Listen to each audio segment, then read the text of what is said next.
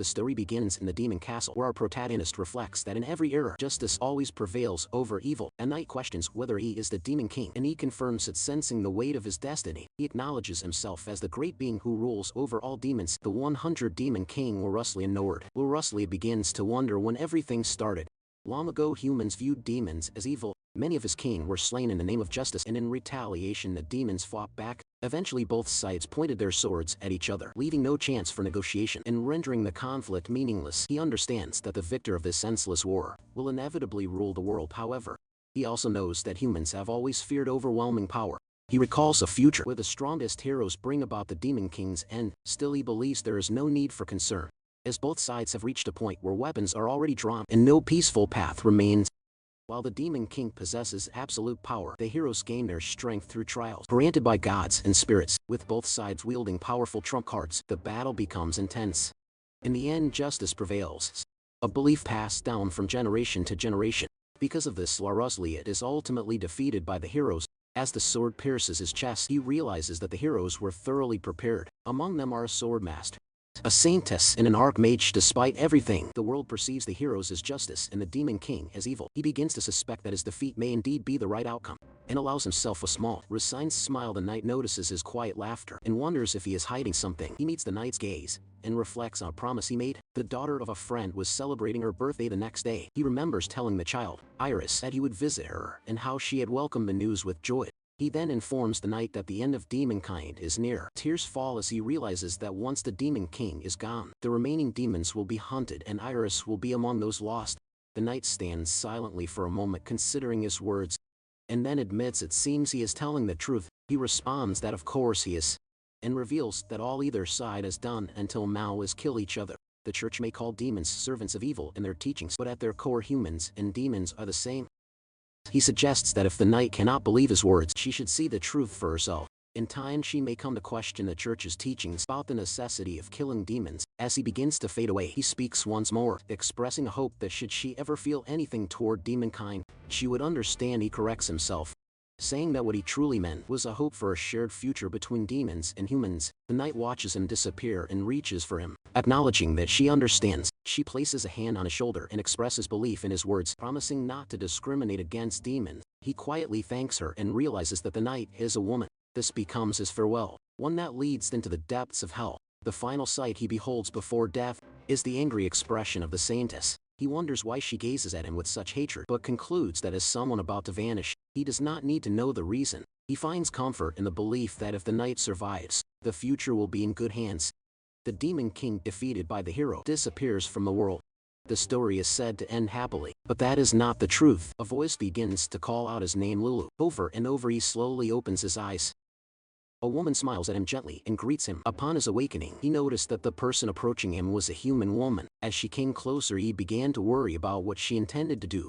She gently picked him up and commented that he was a good boy. When he tried to stop her, he caught sight of his small hand. She mentioned that he must be hungry and added that his mother would soon prepare a meal. At that moment, he realized that the woman holding him was his mother and felt a warm, comforting sensation wash over him. Although he knew he needed to think, he was already beginning to lose consciousness. According to a myth passed down through the demon tribe, creatures transcend the boundaries of species through the cycle of birth and death and are reborn into new life forms. Laruslia, now known as Lulu, never imagined he would experience it firsthand. He could clearly recall the days spent with his comrades and the moment of his defeat at the hands of the heroes. This made him wonder why he had reincarnated with his memories as the former demon lord and whether it held any particular meaning. No matter how much he thought about it, in his current form all he could do was eat and sleep. He remembered how he had once been busy with official duties and endless battles, but now, as a baby, he found himself with nothing but free time. Observing the maid nearby, he realized he needed to gather information quickly. He wanted to ask her how many years had passed since the demon lord was defeated, but quickly understood that he couldn't even speak. He wished he could gain control of his body soon. The maid, suddenly recalling a task, picked up her wand and prepared to heat some water. She began chanting, summoning the red burn to produce a small flame. Watching her, he wondered whether that was supposed to be a spell, and why the grammar in the chant sounded so strange. He thought that such a basic spell shouldn't require chants or tools at all. Then it dawned on him that since being reborn into this infant body, he hadn't used magic even once. He began to wonder just how much magical power he now possessed.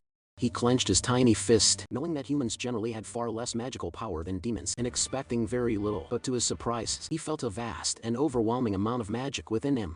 This made him question whether not just his memories but also his magical power had carried over. The sensation was no different from what he had felt as the demon lord, but he found himself unable to channel magic through his body as smoothly as before. He speculated that this might be due to either his human nature or the underdeveloped state of his body. Still, he believed that with special training, he could overcome it. He soon noticed that no one was around, which gave him the opportunity to explore his power. He knew that without it he would be destroyed again. Just like in his previous life, 7 years later he stood in the library. Freely using his power, he levitated books around him without even needing to climb onto a chair. After reading them, a snap of his fingers returned the books neatly to their shelves. Though a little concerned about attracting attention, he was relieved to see he could now use magic to a decent extent. He suspected he could even perform large-scale spells, but he knew their power was enough to destroy an entire village. That was something he had no intention of testing. As he walked through the room, he reflected that aside from magic, he had learned a few other things from the day of his defeat. He had discovered that several thousand years had passed, which explained why everything now felt unfamiliar. Suddenly someone called out to him. His mother had found him and noted his whereabouts. She noticed the book he was reading and asked if he was reading myths about the ancient demons again. He confirmed that he was and explained that he found them fascinating. The ancient demons, once at war with humans, were now considered mythical beings, their existence questioned by many. His mother gently patted his head and asked whether he genuinely loved reading or if it was simply the natural fascination of childhood. He smiled softly, knowing that no one believed in the ancient demons anymore. Still, he was convinced that some of them might have survived. Demons lived much longer than humans, and even if only a few remained, he believed he could find them. Though for now, being just 7 years old, he was confined to the village and could do little more than read. His mother then recalled something and mentioned that his father, Patrick, would be returning home soon. In a letter, Patrick had said it would be about 2 weeks, and she hoped he would bring more books back with him. Patrick Caddis Nurer, a sword instructor for the Kingdom of Leonard's Knights in the Lord of Caddis village, was someone Lulu longed to see again. He hoped he might resume swordsmanship training with him, but then his mother paused again.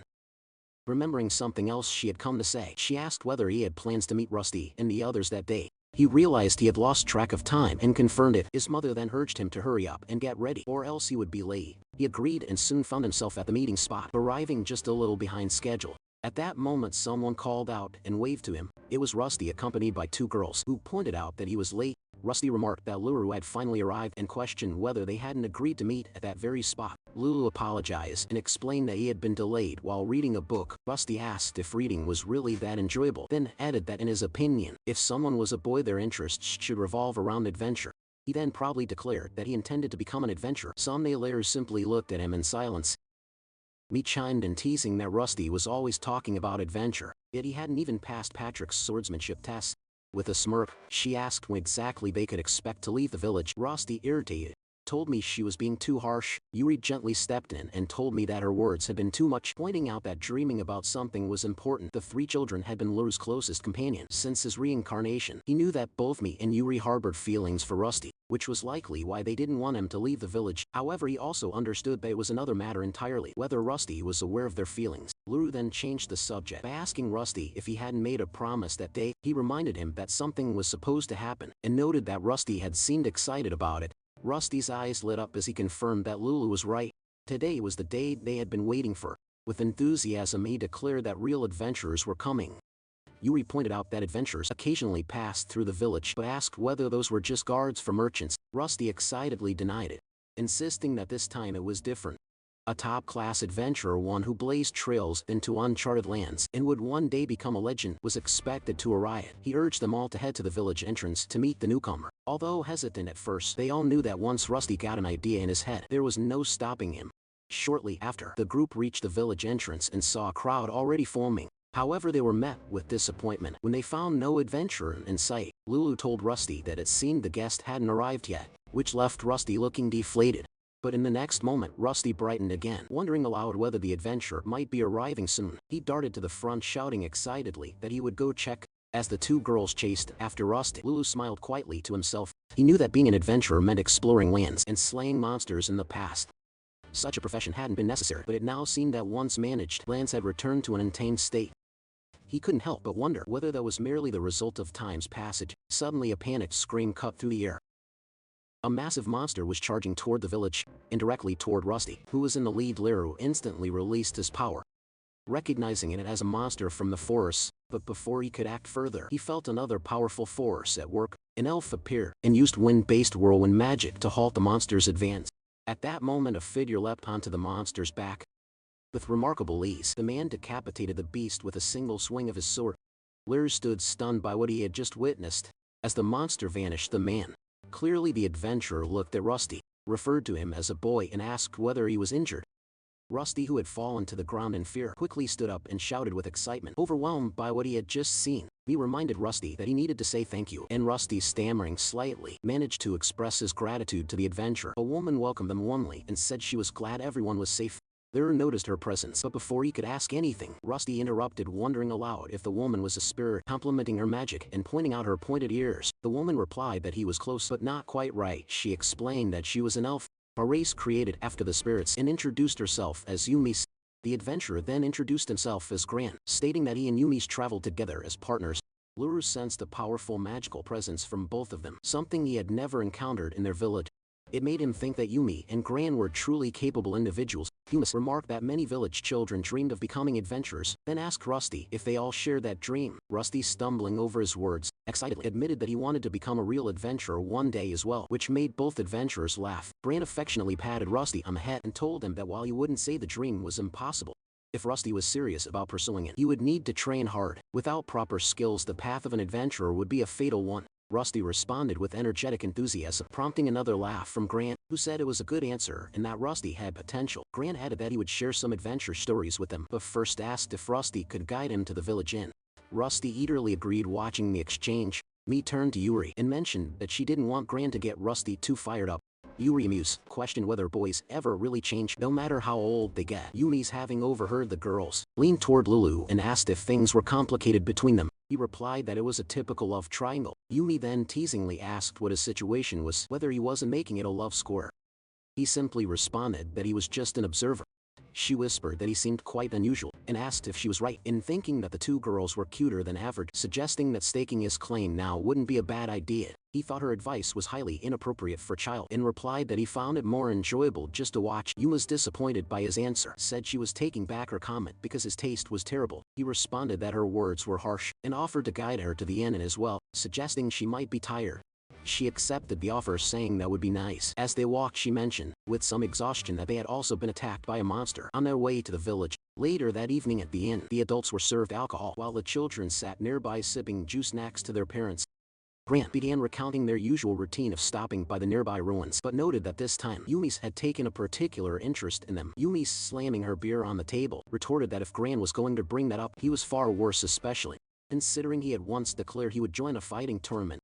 Gran looked at her in disbelief, wondering if she had not just claimed earlier that she was too tired. Lulu's mother remarked that it was wonderful how kind the adventurers were, and he replied that Rusty and the others had already grown completely attached to them. One of the village men asked Yumi if the two of them had come specifically to see the ruins on the village outskirts. Yumis replied that no one really knew when or for what purpose the structure had been built.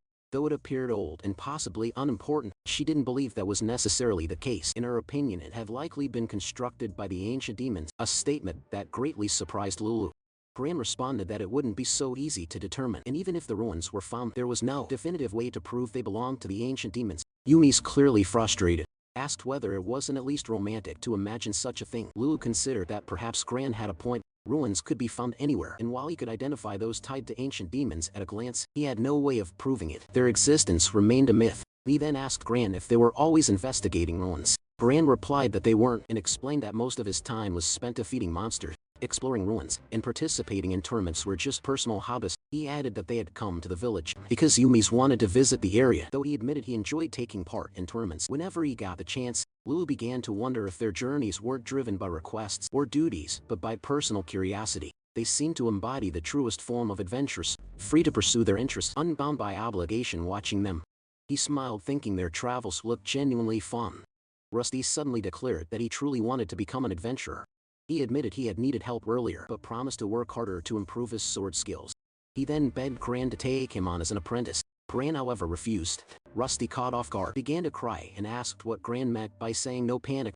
Gran clarified that it wasn't that simple. He explained that being an adventurer wasn't all about heroic moments. It also involved a lot of mundane tasks at the beginning. More importantly, he said he didn't have the resources to take care of Rusty until he became an actual adventurer. Rusty then asked if Gran would take him as an apprentice. Once he did become one, Gran laughed and said that if Rusty insisted, he supposed he had no choice and would become his master when the time came. He warned Rusty though that he wouldn't be able to teach him very much. Despite that, Rusty was thrilled and thanked Gran enthusiastically. Lulu, silently observing, noted that Rusty was surprisingly persuasive when it came to negotiation.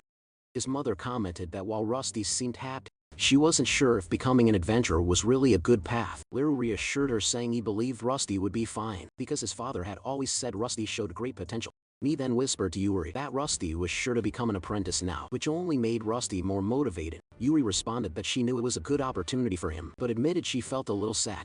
Suddenly Yumi appeared behind them. Startling the two girls, they screamed in surprise, and she quickly apologized for scaring them, saying she just wanted to join in on the girls' conversation. She asked if they were having love troubles. Yuri denied it immediately, while Yumi explained that Rusty could be a bit clumsy, so they were only worried about him. Yumi's nodded in understanding, even though no names had been mentioned. She added that in her opinion, Rusty would surely achieve his dream one day. When that happened, she wondered whether they would truly be able to just stay behind in the village and watch him go before the girls could respond. Someone clapped loudly and announced that it was getting late, so the children should start heading home.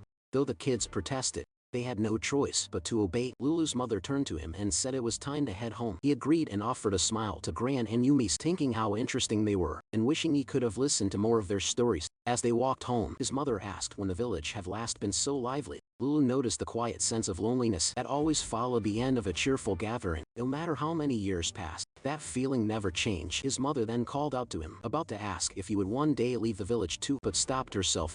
She simply squeezed his hand gently and told him it was nothing. He responded with a simple acknowledgement, though he understood that his mother already knew someday when he had grown up, he too would leave the village. The following day, in the forest, he trained alone with a wooden sword.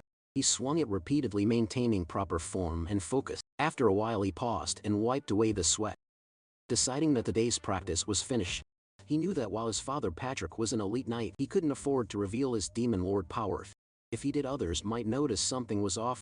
As he headed home, he thought about improving a bit more before his next training session. Then he heard someone shouting in the distance. Looking ahead, he saw villagers circling around with concerned expression, making him wonder what had happened. Just then a woman called out to him and asked where he had been. Concerned that he might have been alone, he answered that he was by himself and asked what was going on. The woman replied in a worried tone that Rusty and the others were missing. He raised his voice, asking the woman if she had truly said that Rusty and the others were missing. The woman didn't answer directly, but instead asked if he had seen them himself. Explaining that she hadn't found them since that morning, she reminded him that the children hadn't wanted to leave the previous day, so she suspected they may have gone outside the village without permission. He considered the possibility, and recalling the conversation from the day before, remembered that Humus had mentioned visiting a ruin near the village, though he had never been there himself. He believed it was located in the opposite direction from the village. He told the woman he understood, and that he would search for them as well. She thanked him and cautioned him not to go anywhere dangerous. He replied that he would do his best, but knew in his heart that the safety of those 3 children came first. They were, after all, the first friends he had made since becoming human. Upon reaching the village entrance, he was surprised to see Yumi. She shouted for him to stay back, declaring that she was about to erect a barrier around the village. She then summoned the innocent spirits of the forest to lend her their power in exchange for her mana, and began constructing a magical wall separating the village from the forest. He called out to her in alarm, telling her that Rusty and the others were currently missing. Hearing this, Yumas froze and asked what he had just said. He explained that the children were likely not in the village, and that everyone believed they might have gone to the ruin. He said that if he couldn't manage alone, he would ask the adults for help, but Yumi's full of regret told him she couldn't stop the casting now. A moment later, the arcane and mystic wall materialized at the village's edge. He shouted at her, demanding to know why she had gone through with it. Yumi's pleaded for understanding, saying her priority was protecting the people within the village. Suddenly they heard gunfire striking the barrier. He turned toward the sound and saw a magic machine firing at them. Yumi explained that these machines had emerged from the ruin and that several had been flying toward the village, prompting her to act quickly. He recognized the threat immediately. Those machines had magical cannons for legs and were designed as demon-made weapons to exterminate humans. He was grateful for Hummus's barrier, which had ensured the village's safety. Still, he couldn't help but worry. What if the machines moved on to nearby villages or cities? He asked Yumi if she didn't find the situation odd, but she responded that the ruin itself wasn't particularly unusual. As they were preparing to head back, the wall suddenly began to collapse. Bran was still inside fighting a massive magic machine. He quickly deduced that it was a trap set inside the ruin. If that were true, and there had to be some kind of device controlling the machines, he told Yumi's that he had to go somewhere. Immediately confusing her, she apologized and said she couldn't cancel the barrier no matter what. After all, he was still just a child. He placed his hand on the barrier, and Yuma's informed him that only the caster could grant someone permission to pass through. She urged him to go home instead. He broke through the barrier with his power. His hand pierced straight through the wall. Yumi stared at it in disbelief, asking how it was possible when she hadn't given him access. He apologized and explained that he had rewritten the magic equation, which now placed the barrier under his control as well. She asked what he meant by rewriting the magic equation and insisted it wasn't possible, but he simply stepped through, leaving her behind. He told her that he had increased the barrier's output slightly using her own mana and added that she shouldn't be able to leave either. He had applied the same restrictions on who could pass, so if Frosty and the others returned, she would be the one to protect them. As he turned to leave, he told her he was counting on her and that he was going to find the missing children. He ran off, ignoring Yumi's as she shouted after him. Left alone, she stood there stunned, wondering what had just happened, and whether that boy was truly a child. Meanwhile, inside the ruin, Bran was shielding the children. He had noticed that despite being active, the enemy machines hadn't attacked. He shouted to the frightened children that the machina might only react to moving targets, instructing them to stay still until he gave a signal. But he knew that in the current situation, there was little he could do. A familiar voice called out to him from behind, startling him. Turning, Gran was shocked to see him standing there. Gran immediately asked what he was doing there and what had happened with Yumi's. He replied that Yumi's was currently casting a barrier around the village. Bran cursed under his breath. Panic-rising men pointed toward the children and told him that since he was already there, he had no choice but to hide with them. He was relieved to see that everyone looked unharmed. Then he turned his attention to the Maekner Roots Gigantus, a titan originally constructed for civil labor but occasionally repurposed for combat and emergencies. He realized that he was likely the only one capable of stopping it now. He also recalled the flying machine, the cannon abyss, which had dangerously precise targeting. These titans probably shared the same design and purpose. He stepped forward, wondering whether they would attack from a certain distance. Gran shouted at him to stop and not to approach. Still he kept walking, prompting Gran to plead with him to listen. Rusty also called out, begging him to stop.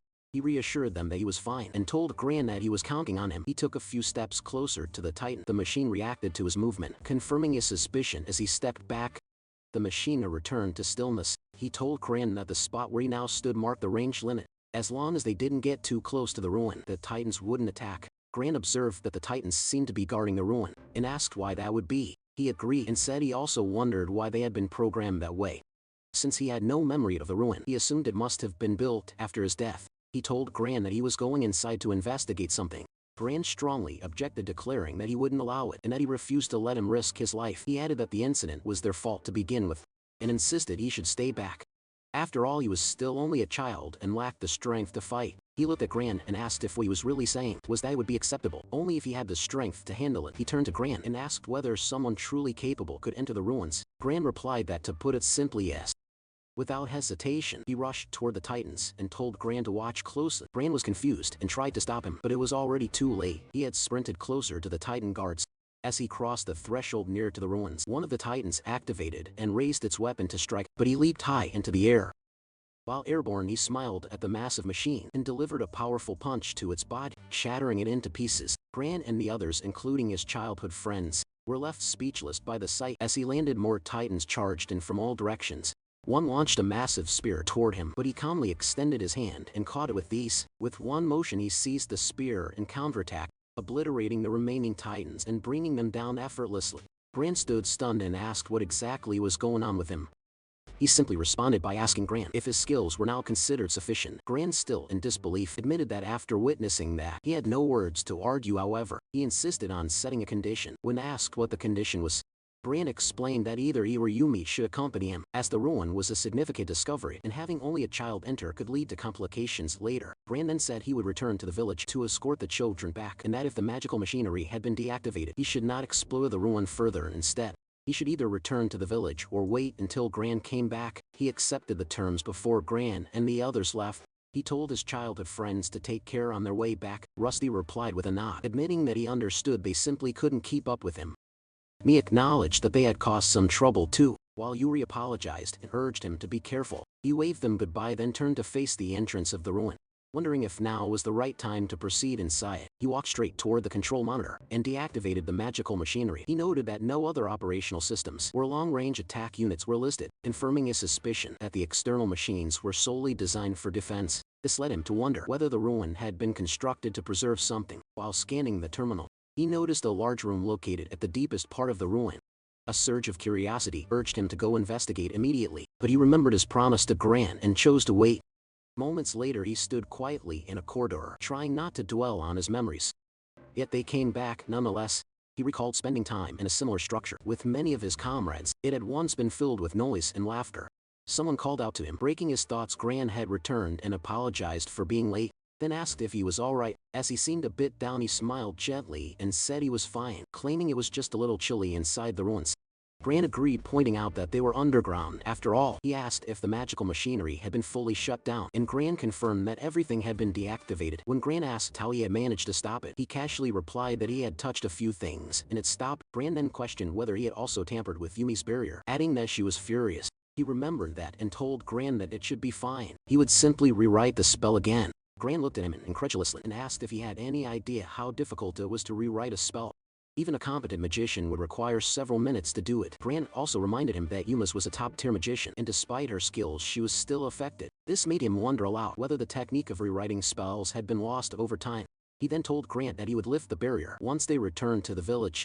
More importantly, he noted that there seemed to be a chamber deeper within the ruin, and they should investigate it. A short time later the two of them arrived at a large door. Gran asked if this was the innermost chamber. Gran touched the door and said it didn't appear to open easily. He explained that doors in ruins like this usually open only when certain conditions were fulfilled. Perhaps something in the previous room had to be activated. He replied that going back would be troublesome, but he had already checked and found no such feature. Reaching out to the door, he speculated there might be another way. As soon as his hand made contact, the crystal embedded in the door lit up. A voice echoed from the crystal, announcing that magic wave energy had been confirmed. An identification had matched with the 100th king. Larislan lowered it, then asked whether he wished to release the lock. He was surprised that it recognized him as the demon lord and gave the order to open. The system acknowledged the command and the crystal began to rotate. The door then opened. He turned to Gran and asked if they should proceed, to which Gran, stuttering, gave a hesitant yes upon entering.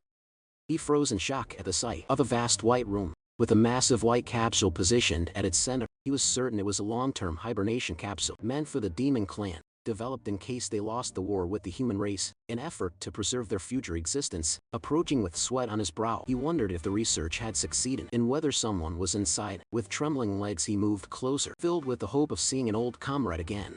When he stepped up to the capsule, he silently pleaded that someone would be inside. Peering in, he found Iris sleeping peacefully. Memories flooded back of the time he had missed celebrating her last birthday. Although he had prepared himself to die in that war, tears welled up in his eyes, grateful that after thousands of years he would finally be reunited with Iris. Gran, shouting from behind, demanded to know what was happening and why there was a person there. He noticed that Gran hadn't recognized Iris as an ancient demon. It made sense. Demonic characteristics were largely unknown in the modern world. He explained that he wasn't sure of everything, but believed she might still be alive, and suggested they open the capsule and check. Gran, scratching his head in confusion, asked how they were supposed to open it. He fell silent, thinking that if the system still worked the same way as before, he might be able to activate it. He reached out and touched the capsule with his power. A system voice asked if the hibernation device should be stopped.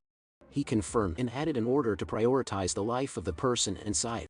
The system acknowledged the command and began disconnecting the wires around the capsule. As the glass covering slid aside, they noticed her breathing. Gran pointed out that she seemed to be alive. He waited happily, memories surfacing of his comrade Bacchus, probably saying his daughter would be born in a month and how excited he was for the day to come. He had replied that as a father, he couldn't really imagine it.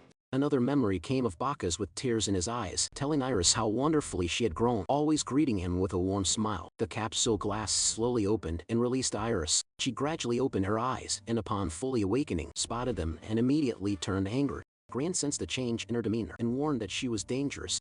She lashed out, sending Gran crashing hard into a wall. He questioned her actions, but then was struck by the realization at this moment he appeared human as she stepped out of the capsule. Memories surfaced of the endless killing between humans and demons. Iris, glaring at him, identified him as a human, and gathered magic in her hand and aimed it at him. Telling him to die, he stood frozen, horrified. Releasing the magic, she declared to her uncle that she would definitely avenge him. However, she was shocked when she saw him gathering her power. He combined his power with hers and softly smiled at her, thinking she had improved in magic. He then remembered that back when he was alive as the Demon King, he used to create magic spheres and juggle them while playing with the children of his brethren. Once again he created a swarm of magic spheres and juggled them, which left Iris stunned with tears in her eyes. She called him her uncle. He responded gently, saying that her uncle had come to visit her. Shocked and overwhelmed, she rushed to him and hugged him tightly, crying on his shoulder. He found it strange that he was now the same height as her. He glanced over at Gran to check on him and saw that he was snoring, which brought him relief. Gran had only lost consciousness. Still, he recalled that the output of the magic bullet Iris had used earlier was nearly equivalent to that of a trained soldier, even though her magic wasn't fully developed at that time. She looked at him, eyes full of tears and with a runny nose, prompting him to turn around laughing. She shouted that he was horrible and that she had been preparing to avenge him all this time, but then she paused and stared at him. She began asking why he spoke differently, what was going on with his body, whether he was hiding himself after the battle with the heroes, what day it was and what was happening now. He told her she was asking too many questions at once and said he would explain everything slowly. She apologized and asked if the one who had been thrown away earlier was alright. He replied that yes, if she meant Gran. He was still alive. She asked if Gran was someone he knew and wondered what she should do. He confirmed that Gran was an acquaintance and told her that she should apologize to them later. He then explained that he had only recently met Gran but found him to be a kind person. He suggested that if they claimed the attack was an unforeseen accident, it would be fine, which impressed her. She told him he was really smart. He turned around, remarking that it would be awkward if Gran woke up now, and then sat down. He invited her to sit as well, saying they should talk for a while before Gran regained consciousness because he had so many things he wanted to ask. He gladly agreed once they were both seated. He asked if it would be hard for her to believe that he was the Demon King from her current perspective. She replied that it wasn't hard at all. Her uncle was her uncle and she had no doubts. He was surprised by her certainty and asked how she could be so sure. She responded that it was because he had juggled the magic bullets earlier, and among the demon kind, he was the only one capable of controlling that many. He questioned whether her father Bacchus could do it as well, but she shook her head and reminded him that her father was never good at controlling mana, which he acknowledged. She added that her grandfather Mythos could also manage it, but he had no interest in anything other than his research. Her elder sister Rome was also a bit clumsy. He smiled upon hearing her stories and found himself tearing out. He thought that although these were mundane memories, they had always been like that. In that moment he realized he cared about his brethren more deeply than he had thought. She apologized, worried that it was a painful memory, but he assured her it wasn't.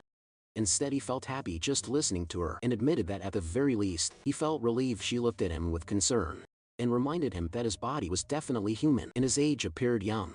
She asked again what was actually happening. He hesitated, unsure how to explain it. As far as he knew, Iris wasn't the kind of demon who discriminated against humans, but her expression earlier had been different. He suspected she might be struggling to accept the reality. Clenching his hand tightly, he told her that he was actually reincarnated. Iris was confused and asked what he meant by reincarnated. She also asked if he was essentially saying that after his death, he had been reincarnated into a human body. Following a long period of time, he confirmed that she was right and told her that the current version of himself had a human father and mother, both gentle and kind individuals. She became quiet for a moment and said that hearing those words made her feel somewhat relieved. Knowing that he was already satisfied with his daily life as a human, she felt there was no longer a reason for her to see humanity as the enemy. She admitted that she used to devote herself entirely to avenging him and that things had become quite violent, which left him stunned like a stone. Panicking at his reaction, she quickly tried to explain that it wasn't what she meant. Even if it had been violent, she insisted she hadn't done anything truly horrible. For example, she mentioned gathering a group of demons and attacking the human army, or occasionally leaving notes under soldiers' pillows with threatening messages, telling them they could be killed at any time, so they should always be prepared. She then swore that their actions never went beyond that level. However, he already considered it extreme and asked if that meant the demon kind had not been annihilated, even they were still capable of causing such trouble. He pointed out that it wouldn't be surprising if humanity launched a campaign to hunt demons down. She admitted that, just as he said, there had been such a campaign in the past, and they would certainly have been eradicated. He asked in disbelief if the campaign had really stopped. Knowing that humanity had once unified out of hatred for demons, he couldn't understand why they would suddenly abandon it. She explained that it wasn't so much that it had stopped, but rather that it couldn't continue. Humanity had become divided into two major factions, one under the banner of the church, and the other under the banner of the hero who had defeated him. He was stunned upon hearing this and couldn't believe that the knight had truly kept the promise she once made. Iris remarked on the irony, pointing out that the very people who had killed the Demon King were now protecting his subjects. He then asked what had happened to humanity after that, but she replied that she didn't know. She explained that during one of her guerrilla operations, she had been captured, and by the time she regained consciousness, she was already placed in the deep sleep divide. Curious, he asked what kind of person could capture a demon without sustaining any damage. She replied that it seemed the person had used a magical device that blocked cognitive senses, and based on the scent and silhouette, she believed it was a woman. She then told him that she didn't know the reason behind the woman's actions, but looking back she was genuinely grateful, because it was thanks to that moment that she was able to meet him again. He sadly called her name and she tightly grabbed his clothes. She then told him that during the time they had spent together, she had been truly happy. Even though he had been busy with his work, he always made time to play with her and celebrated her birthday every year. When she had heard the news of his death that day, he thought she would never be able to talk to him again like that. She felt as though it had all been a dream and begged him not to force himself like that again. He apologized to her while gently patting her head, assuring her that he was human now, and such a thing wouldn't happen again. She told him that she would be happy if things stayed like this, and asked how she should stay by his side now that he was human, and whether the other demons knew about it. He told her sadly to listen carefully. The era where demonkind existed was already over, and it had been more than a millennium. This meant everything had changed. She asked him, her voice heavy with sadness, if he was saying that demonkind had already been annihilated. He responded that he thought some might still be alive, but demonkind was now considered ancient, and they were regarded as legends. He said that she had thought she had already prepared herself for this, but now having been separated from those close to her so suddenly, she was starting to get used to the feeling. He looked at her with sadness, knowing that after his death, Iris must have been around 10 years old, and he guessed she must have seen her friends get killed. Clenching his fists tightly, he thought that if only he could have protected demonkind, this wouldn't have happened. He apologized to her, which surprised her, but she smiled softly and told him it was alright. She then stood up, telling him that he had already done his best at that time, and that if he hadn't been their king, she was sure the demons wouldn't have survived as long as they did. He was their hope, and her hope, which is why it was alright now. Hearing her words surprised him. He smiled and thought to himself that Bacchus, his daughter, had grown splendidly. She then told him that even so, for demons to be considered legends meant that if she were ever seen, they would capture her and that it would be troublesome. He reassured her that she shouldn't worry about it because Grant, the person she had knocked away earlier, was currently adventuring with Yumi's, an ancient being. Yet even Grant hadn't realized that he had been facing a demon earlier. He knew that this was not a topic known to the general public, so in order for them to leave together, he had somehow persuaded his mother. Grant then woke up feeling pain in the back of his head. He saw them talking and heard Iris suggest becoming his housemate. Grant remembered how she had attacked him earlier, and panic spread through him. He shouted, which got their attention, and asked what the meaning of this was, making Iris stare at Grant. He shouted again, telling Grant that it seemed that there had been a misunderstanding, and Iris assured him that she wouldn't attack anymore. Grant was shocked and confused at the same time. He walked closer to them, saying that he didn't understand, but confirmed that the bloodlust was gone. He then asked Iris why she attacked him. She panicked and stuttered that it was a classic case of mistaken identity. She added that it might be too late to say it, but she was truly terribly sorry for what she had done. Grant asked why she had sought vengeance at such a young age and wondered if that was why she had mastered such magical prowess. He then asked her if life had been that tough, and she nodded sadly. Grant agreed, smiling as he told her that it couldn't be helped if that was the case, so they should consider it an accident. She smiled at his words and thanked him, but Grant told her to drop the formalities as they didn't suit him. Grant then asked if they should head back to the village, and what about the girl? He replied that it was something he had wanted to discuss. He told Gran that Iris seemed to have no one and had apparently fallen into deep sleep after being caught in an enemy trap, so he was thinking she could live in the village. Gran agreed, saying it made sense, because in the city, Iris would probably end up in the slum. He then suggested they head to the village for now, to which Iris excitedly replied okay. A moment later they emerged from the ruin, and Gran asked if that place was a ruin of the ancient demonic race. He simply replied that he wondered about that too. Although he couldn't prove it, he was certain the place was related to them. Regardless, he was grateful for the ruin because it was where he met Iris. He understood that the truth about ancient demons and being the demon lord were things he couldn't share with just anyone, but now he could finally speak about them to the only kin of his kind.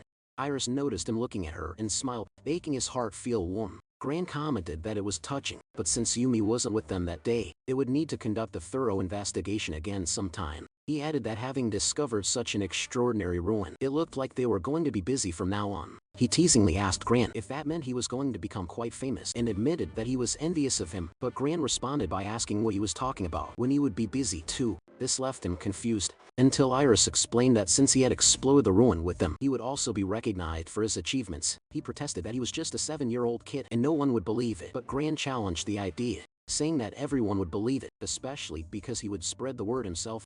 This shocked him. Gran continued by saying that his mouth was lighter than feathers and that Yumi's would probably blab about how he tampered with her barrier. He reminded him that they both knew what Yumi's drinking habits were like. He panicked and told Gran to wait.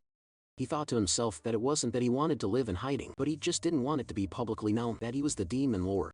He didn't mind being recognized for his abilities, but standing out too much and getting involved sounded like a major hassle. Gran noticed him deep in thought and reassured him that he had only been joking. He added that if he ever wanted to claim the achievements, he would help spread the word. But since he knew that wasn't what he wanted, he promised to stay quiet. He told Gran that a first-rate adventurer's jokes were also first-rate, and Gran reminded him that he had started it, making him realize that Gran's earlier comment had been a comeback to his own joke. It became clear to him that Gran had no intention of spreading anything, and from that he guessed they might actually be trustworthy enough to speak to. About demon kind, he began walking, thinking that they would probably return to that place tomorrow or the day after, so he had time to consider it more.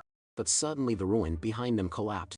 They turned around shocked as it crumbled into pieces. Gran panicked at the sight and he tried to comfort him, saying that these kinds of things happen. Gran responded sadly that he had gotten used to it. It happened often when he was with Yumi's. They approached the wreckage, and Gran commented that in the end, all they had left from the discovery was the village's magic machine and the scattered parts of the giant constructs. Iris asked if that wasn't still better than nothing, and Gran agreed, but then he suddenly stopped talking. Iris, confused, asked why. Gran replied that Yumi's was going to cry about it. A moment later they were on their way back to the village. He began to feel a bit nervous. He knew that both the chanting and efficiency of Yumi's magic were remarkable, and he had casually rewritten her proud barrier. That led him to suspect that Yumi's might still be inside the barrier. As they arrived, Gran called out to Yumi's, saying they were back. But then he froze in fear at the sight before him. Yumi's still standing inside the barrier, releasing a menacing aura and staring at them with unmistakable fury. As he was about to explain, she angrily asked if he was an idiot and shouted that he had gone alone without listening to anyone. She questioned him about changing the spell formulas and demanded to know what the point of the barrier was. In the first place, he turned around to look at Gran and Iris for help, but unfortunately for him, Gran shook his head and told him that once Yumi started, there was no stopping her. Iris simply smiled, feeling nostalgic watching him get scolded. Yumis then loudly asked if he was even listening and what would have happened if he had been surrounded by machines. After leaving the barrier, she shouted that in such a case he couldn't have been safe and continued to scold him, making him feel dizzy until he slowly fell to the ground. Minutes later, Yumis calmed down and asked if he understood. He replied that he understood well. She told him she had made sure Rusty and the others returned home safely and confirmed that his parents didn't know about his magic, so she simply told them he was with Gran and definitely safe. She then lectured him that he would have to manage the finer details himself, to which he agreed and thanked her. She then asked if he could dissolve the barrier, explaining that she had tried many times but found it impossible. Iris calmly touched the barrier and easily shattered it into pieces, which shocked Yumi. She couldn't believe it. But Iris just smiled and asked if she was right, that it was alright. He called out to Iris in concern, while Yumi's trembled in fear. Iris explained that Yumi's had been scolding him too much, so as his subject she just wanted to get a little revenge. He told her she should have just stopped Yumi from scolding him, but Iris replied that she understood why Yumi's was angry, so she wouldn't dare interrupt. Gran then commented that a lot had happened today, and they should call it a day and regroup tomorrow. He told Yumis that he would take them back, so she should return to the inn. Yumis agreed while still staring at Iris, then pointed at both him and Iris, and told them to make sure they explain everything properly tomorrow. She walked off and Gran told him to lead the way, which he did a moment later. They arrived at Lyra's house, where he saw his mother waiting outside. He was startled to see her standing there, staring at him with a blank expression. She asked him where he had been, and he replied that he had only gone a little way to the ruins. Suddenly his mother slapped him. He remained calm, simply looking at her as she began crying. She approached him, knelt down, and hugged him tightly. Trembling in fear, she asked if he understood how worried she had been. He admitted that it had been his mistake, but explained that he had to go. He knew that himself. She was surprised at his sincerity and smiled, realizing it couldn't be helped. She then looked at Gran and asked if he had been helpful. Gran replied that he had definitely been helpful, because the magic machine in the ruins had been about to attack the village, and if Luru hadn't stopped it, the village would likely have been in danger. She was relieved to hear that, and wondered if it was because Luru had learned martial arts from Patrick. Gran, however, knew to stay quiet. Luru's mother then noticed Iris and asked who she was. She asked if Iris was correct in saying she wasn't from the village. Iris gracefully greeted her and introduced herself. She explained that due to certain circumstances, she had been asleep in the ruins and was saved by them. Lulu's mother stood and asked what she meant by ruins. Iris explained that she had lost someone dear to her, and in an attempt to avenge them, fell into an enemy's trap. Many years had passed since she fell asleep, meaning her parents were likely no longer alive. Lulu's mother pitied Iris and immediately hugged her, telling her that it must have been tough. She couldn't believe someone so young had no one to rely on. She then insisted that Iris should come live with them. Iris politely declined, saying she couldn't accept food and shelter on top of having her life saved. Luru's mother assumed Iris was just being modest and told her that wasn't the case. She turned to Luru and asked if she was right, and assuming that even he wanted Iris to live with them. He was confused for a moment and replied that it was fine. He had intended to convince his mother anyway, but somehow the situation had flipped. His mother, now excited, told Iris to become their daughter. She enthusiastically held Iris by the shoulders and shouted that she would send a letter to Patrick, confident he would agree immediately. Iris tried to calm her by addressing her as madam, but she insisted that wasn't the right term and forced her to call her mother. Iris was surprised but followed along. Lulu's mother then lifted her up and excitedly shouted that she was adorable and was now her daughter. Iris looked at him in panic, silently asking what to do, but he just shook his head, signaling her to accept the affection. Gran asked if this wasn't a good thing, pointing out that attaining the status of a noble's daughter wasn't easy. Gran then said goodbye, saying he would return to the inn. He reminded Lulu to come after breakfast the next morning, as there was something he wanted to discuss and ask, but he should bring Iris with him. Lulu agreed. His mother told them they should go to sleep early that night. Holding Iris by the hand, Gran walked away, and his mother thanked him. Lulu looked at the two women and couldn't believe that his friend's daughter had become his sister, but he was glad that everyone was safe. The next morning he and Iris arrived at the inn. He opened Gran and Yumi's room door while apologizing for being late, but was surprised to hear Yumi say they were late, her eyes fixed on him seriously. She then asked where they should begin. They were all seated. He asked what the discussion was about. Gran began by asking as a starter if he was correct in assuming that he had tampered with Yumi's barrier the previous day, and where he had learned such a technique. He replied that it was a very important secret to him and that he didn't mind telling them, but in exchange they would have to swear an oath right there. Yumi responded that she understood and swore she would absolutely not tell anyone. However, when he looked at her, he saw a red line encircling her and calmly told her that she was lying. He explained that he had cast a lie detection spell in the room. She told him that she didn't feel any magical energy flow, but he simply asked if they should test it. He then asked her what her favorite food was, and she answered with meat. Next he asked her who her best friend was, and she replied Melia. Finally, he asked her what she would want to be if she were reborn, and she said a bird. He then told her seriously that her answers had been lies from the beginning and asked if he was correct.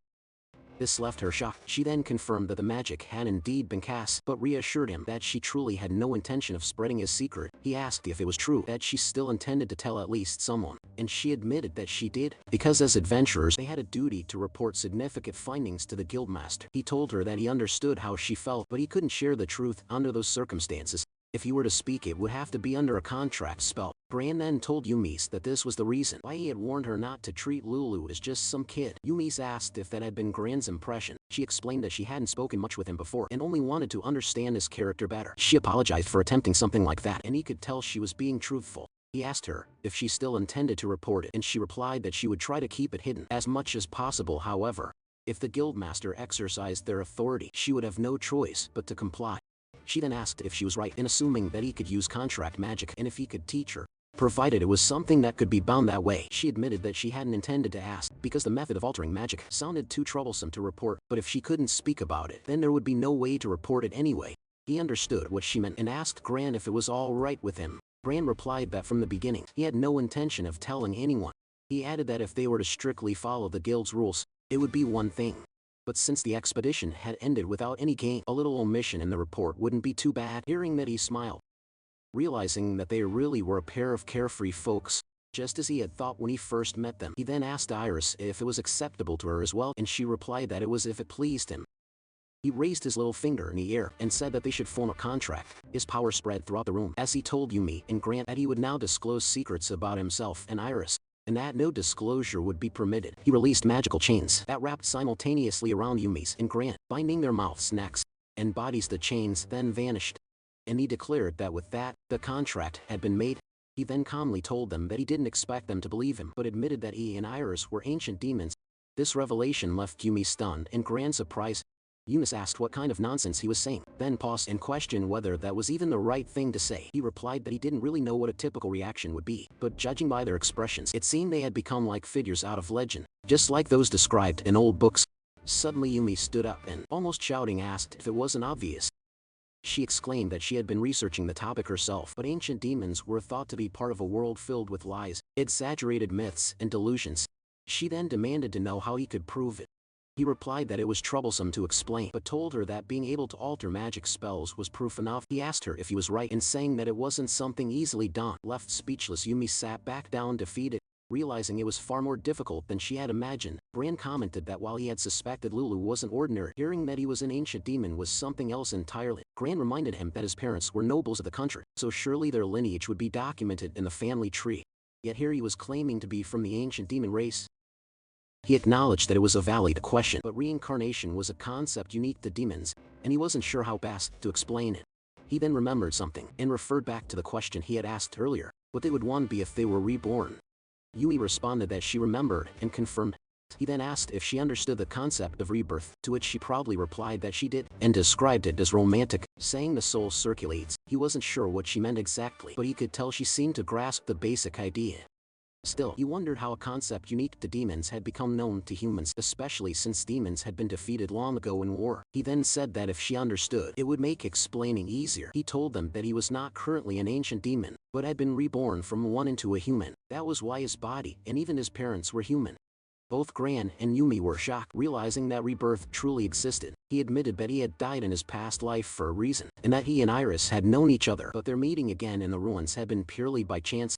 Gran asked Iris if the explanation she had given him in the ruins about avenging an enemy had been a lie. She replied that it was not a lie at all, because she truly had lost someone important to her, and that person was Lulu. Gran looked at Iris in confusion, so she elaborated. She explained that Lulu had been a friend of her father's, and took great care of her whenever he had spare time. Despite being young, she understood how deeply she admired him. However, that was an era of war, and no one could escape the conflict. She added that Lulu had always been at the center of the battlefield, and they as subjects had not even been able to be by his side, and at the end, because of it, she had chosen to seek revenge against the world that had taken him from her. However, she was captured in the process and ended up trapped in the device found in the ruins. After awakening, everything happened as Gran had witnessed. Gran apologized for doubting her, but she disagreed, admitting that while the explanation she gave in the ruins wasn't a lie, it hadn't been entirely accurate either. She told Gran that she appreciated his forgiveness. At that moment, Yumi raised her voice and asked if she could speak. She said that accepting the two of them as ancient demons was fine, but what troubled her was the earlier mention of subjects and titles. It sounded as though Iris had been serving Lulu, and if they were talking about an ancient demon serving another ancient demon. Then before she could finish her sentence, he interrupted her and confirmed that she was right. He admitted that he had once commanded all demons, and that in his past life he was the 100th Demon King. Yumi couldn't believe what she had just heard, that he was a Demon King. He awkwardly told them that it wasn't something that could really be proven, and more importantly, the fact that he and Iris were ancient demons was the real takeaway. His identity as the Demon King didn't hold any special significance anymore. However, Yuma stood up again and asked him what he was even talking about, shouting that it was actually a very important matter. She then turned to Iris, asking if it was true that Lulu had been the Demon King. Iris replied that it was indeed true. With pride, she explained that Lulu's power had been immense, to the point that during a battle he had managed to blow a hole in a distant mountain. He was shocked even more, asked how something like that had happened. Iris began to explain that she recalled a swordsman of the human race entering demon territory, but before she could say more, Gran interjected, suggesting they set aside that particular swordsman for now. Gran then admitted that he was surprised to learn Liru had been the Demon King, and asked why he was telling them now, and what it really meant. He replied that the story wasn't complicated, he simply wanted to be open with them and get along. He explained that, although he was indeed the reincarnation of the Demon King, his current social position was that of a 7-year-old child. That meant he couldn't act freely. Besides, he had grown fond of life in the village and intended to stay a while. Gathering information about the outside world, Gran asked if that meant he was seeking contact with the outside, and whether he was asking them to be that bridge. He replied that rather than a connection, he hoped they would occasionally return to the village, as they had this time that might also help him find future companions. Gran shyly noted that Luru had high expectations of them, and admitted they weren't exactly overflowing with knowledge. Luru smiled and replied that was perfectly fine. More than anything, he just wanted someone to talk to from time to time. He asked if that was too much, which surprised Gran, who replied that it wasn't.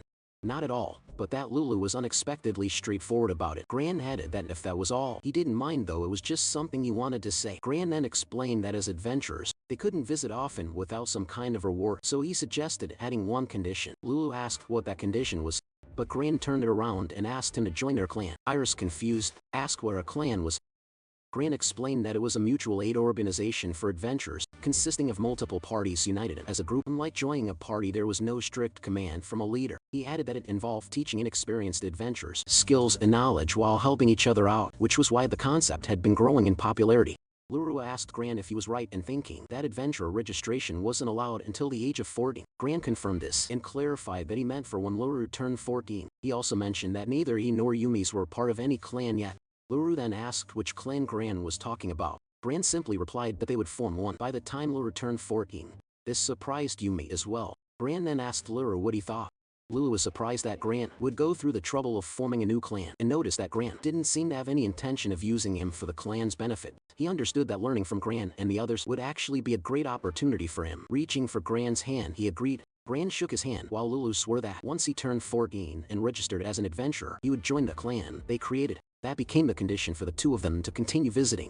Later, Gran waved goodbye and assured Luru that they would make an incredibly famous clan, so he should look forward to it. Yumas added that she planned to return before then. They watched them walk away. Iris then excitedly told Luru that 7 years from now, she would be an adventurer. He agreed and called out to her seriously, which surprised her. He told her that he wanted to find out why he had been reincarnated as a human and what had happened to the world after he had been defeated by the hero. He wanted to uncover the truth. He then asked if she would come with him. She was stunned seeing her old uncle before her again, and replied that it would be an honor. She promised to accompany him wherever he went.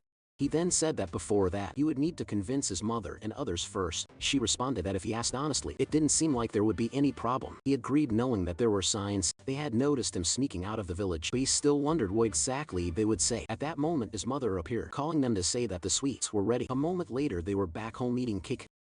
When his mother asked if she was right in thinking he planned to leave the village, she said it was understandable. He choked on his food in shock and asked how she knew. She softly told him that she had always sensed he was searching for something not found there, and that she was actually happy he was waiting until he turned 14. That made him wonder if he really had the kind of expression on his face whenever he was lost in thought, thinking about a past he could never return to. His mother said she was fine with it, but she wasn't sure about his father. Iris asked, worriedly, if their father was the kind of person who would object.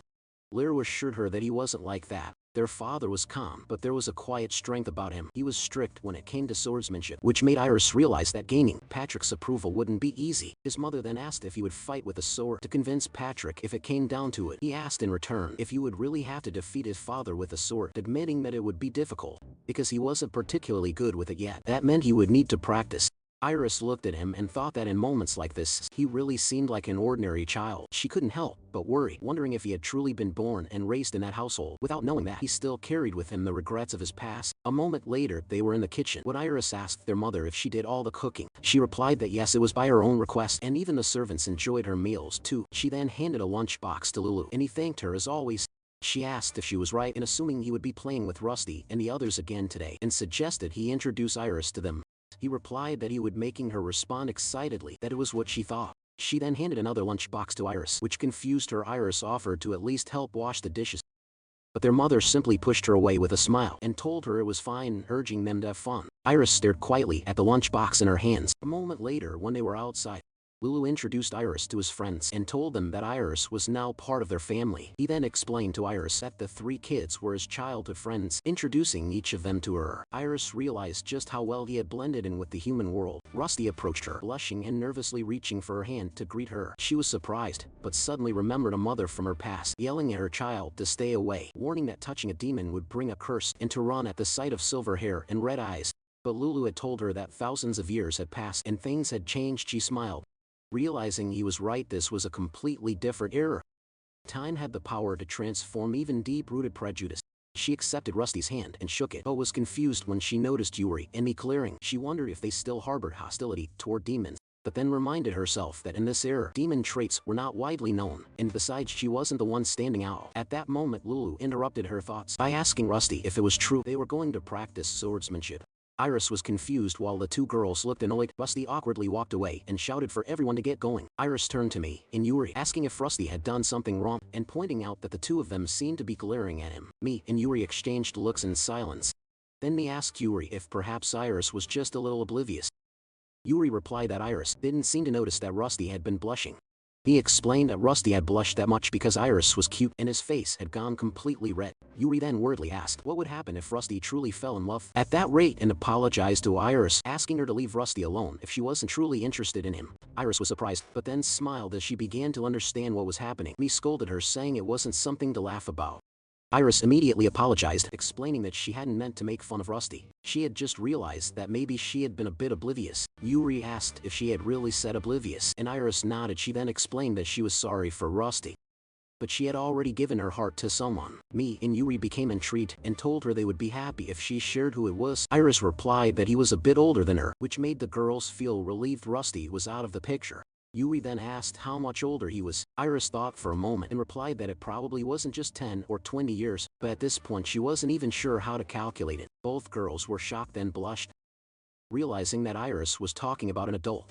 They commented that she was so mature for her age. Me and Yuri then looked around, trying to figure out who the older man could be. Realizing it could only be either Gran or Patrick, they grabbed her hands and told her that it would be a tough love, but they would support her. Iris was confused but had no choice but to go along with it. She realized she had accidentally given a vague answer. Without thinking, she then remembered that long ago, she had conversations like this with her old friends. At that time, she didn't know if what she felt was affection or something deeper. But before she could find out, Lulu was killed.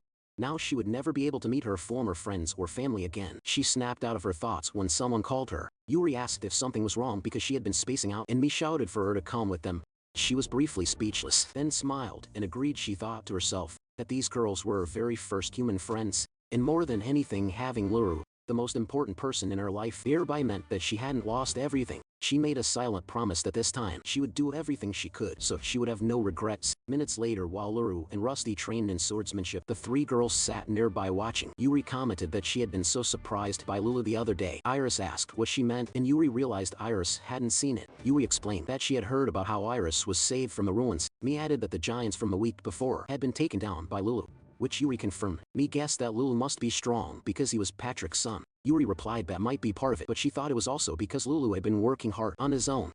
She mentioned that she had heard Lulu had been taking lunch boxes and training hard every morning, which gave Iris an idea. The next day, in their kitchen, Iris approached their mother, who was about to begin cooking. She asked what it was. Iris hesitated for a second, feeling shy, but managed to tell her that she had a favor to ask her mother. Media then excitedly asked what her favor could be, and happily told her that a request from her daughter was like a dream come true for a mother. But then Iris stammered and told Media that it wasn't quite like that, asking if it was still okay for her to be her daughter. Even though it was a bit late to ask, Media bent down to meet her at eye level, gently asking if she had been worrying about something like that, and if she was right in thinking Iris had lost her parents. Media then hugged her and explained that before she realized it, so much time had passed, and when she saw Iris like that, she truly from the bottom of her heart wanted to make her daughter. This surprised Iris, as she hadn't imagined Media would feel so strongly about her, especially since she hadn't even been able to tell her everything yet. Media added that she believed everyone needed someone to support them, and a place they could always return to, no matter what happened. She swore to Iris that she truly wanted to give her that kind of place. She thought it might have something to do with Lulu. Iris asked if that was the reason behind her feelings, and Media replied that it seemed like Iris cared about Lulu, perhaps because after waking up in the ruins, the first person she saw was Lulu. She had noticed Iris seemed to have special feelings for him, or at least that's what she thought. Iris then reminded Media that she wasn't officially adopted, prompting Media to ask if she expected her to treat her like a servant. Iris replied yes, but Media softly patted her head, telling her that together with Lulu, she wanted to become a place where they both could belong. She thought it would be good to have a family. Iris was stunned by those words and remembered that her family, before she had even realized it, had already become something distant, a thing of the past, and now, Lulu and his parents were slowly becoming something she revered. Iris wanted to live her life embracing that thought. Media was then surprised to see her cry from the painful memories, and quickly apologized for making her cry. She then reminded Iris that she still hadn't told her the favor yet, and Iris finally replied that she was hoping Media could teach her how to cook. This confused Media for a moment. Iris then explained that a long time ago, Media had taught her a little, but she thought that maybe her dear older brother had grown used to the flavors of the food Media made now. That was why she wanted to learn to make it herself for Lulu. Media, seeing her shyness, became excited and immediately agreed. She then informed Iris that according to the kingdom's law, as long as they weren't blood-related, even siblings could get married, causing Iris to feel even more embarrassed still.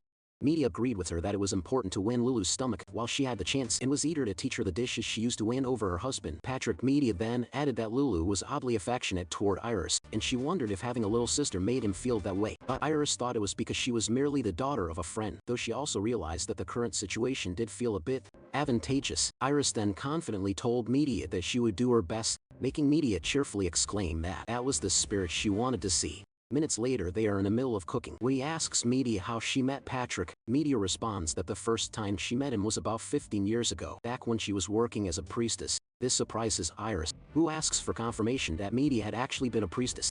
realizing she had never mentioned it before. Media explains that she was once an itinerant priestess of the end times religion. Despite her not holding a very high rank, the religion was still one of the major organizations at the time, and as a traveling priestess, she was welcomed in every town. She had plenty of work and was doing her best. Iris expresses how unexpected that was, considering that priestesses were once known to wield holy energy, powerful enough to vanquish evil enemies, who were to be killed on sight. Yet she hadn't sensed anything like that from Media, which makes her wonder if the church had changed its ways. In the modern era, Media responds with a laugh, admitting that it feels a bit embarrassing now. She recalls a time when she was traveling in a carriage along a mountain path and was attacked by monsters. Although there were guards present, the monsters were strong, and she genuinely thought she was going to die. Fortunately, Patrick arrived just in time and protected her. Afterward, he looked back to ask if she was hurt. He spoke like a gruff old man, but in that moment something clicked for her.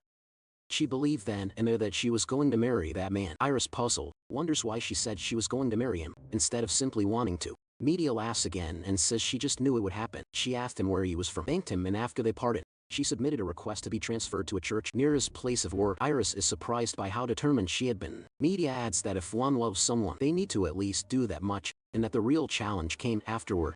At the time, Patrick, with his good looks and status as a promising young knight, was incredibly popular. There wasn't a single girl who didn't like him. Every day women would gather outside the fortress where he worked, handing gifts to the gatekeepers in hopes of reaching him. But Patrick was still an ordinary single knight then, and he received so many gifts, such as sword belts and clothes, that they couldn't even fit in his room. It appeared he ended up giving them away to the other soldiers.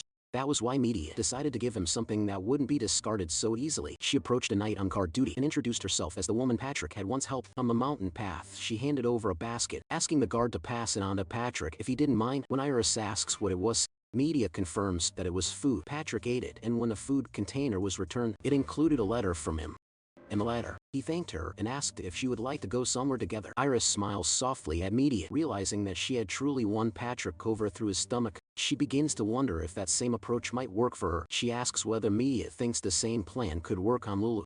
Media responds that since Lulu is a bit like Patrick, it should be fine. She asks Iris if it makes her want to try it, and Iris, giggling slightly, admits that it does with renewed energy. Media becomes determined to teach Iris the secret cooking techniques that Lulu likes. Iris responds with anticipation, saying she's looking forward to it. Later, outside, they are seated on a mat. On the ground beside them are sandwiches prepared by Iris. Lulu takes a bite and asks if she made them. She replies that she did, though with some help from their mother. Shyly, she mentions adjusting the seasoning to resemble a dish she made recently. Lulu notes that this must be why it tastes so good. He then says that if he becomes an adventurer one day, he might start gathering ingredients and try to make dishes from the demon tribes. He wonders aloud if it would be alright to ask for her help. When that time comes, she immediately agrees. He then tells her that after a short break they will resume training.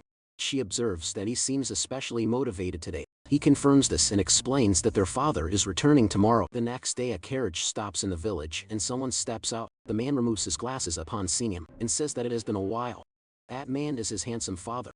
He took Patrick's bat case and asked him if he would be able to stay for a long time. Patrick replied that he couldn't stay for too long, but mentioned that he did have time to provide some training for him. And Rusty, he responded that he understood, and added that he thought Rusty was really fired up this time. He asked Patrick to tell Rusty not to push himself too hard, prompting Patrick to question if something had happened. He replied that he would explain later, and that a lot had happened recently. Patrick agreed and followed him, asking where Media was.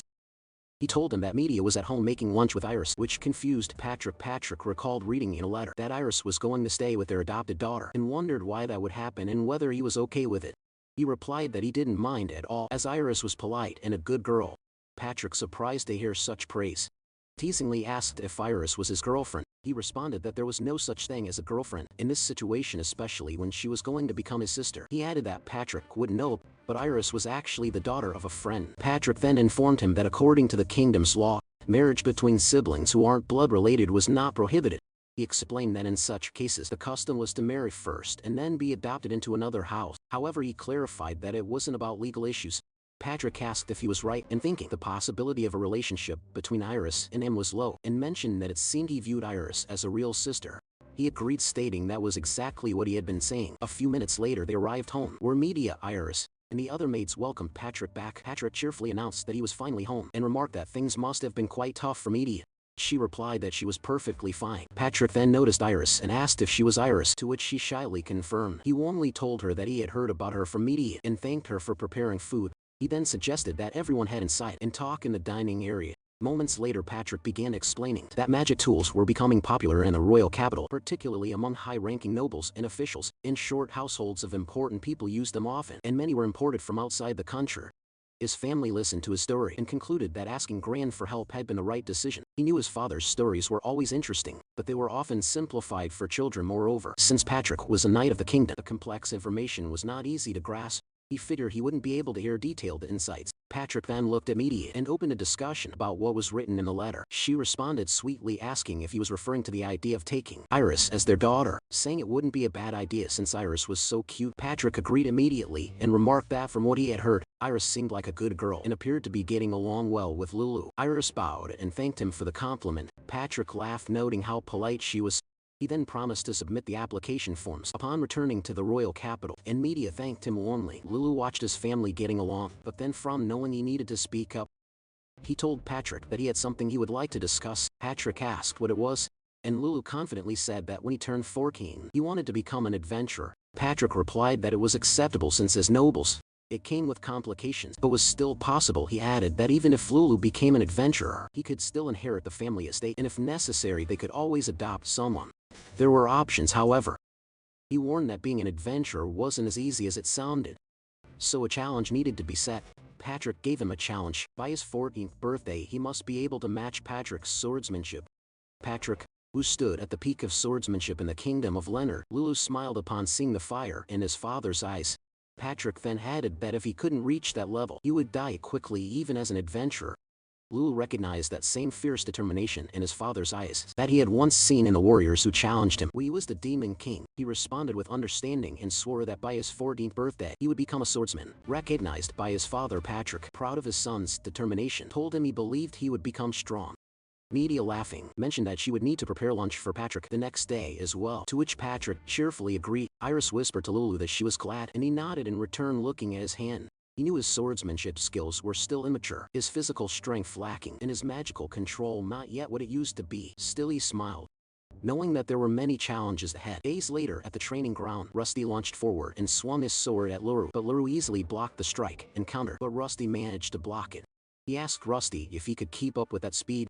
Rusty replied that he had improved and explained that over the past few days, Patrick had drilled him intensely. He noted that he was getting better at quick movements, though he still couldn't perform a proper counter. Lulu offered to teach him and suggested they surprise Patrick the next time he visited, which excited Rusty, who readily agreed.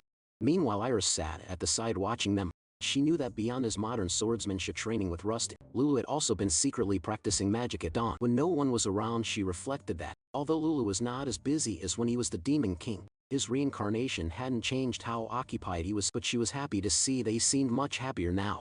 Still, she felt that while Lulu was working harder, she herself wasn't doing enough, and that didn't feel right. Just then someone called her from behind. Turning around, she saw me and Yuri approaching, asking her for a favor. Yuri and me told Iris that they wanted her to become their mentor, which took her by surprise. She replied that if it was dancing, she had some experience, though she wasn't particularly skilled in other arts. Me quickly shouted that it wasn't about that. They meant a mentor in combat.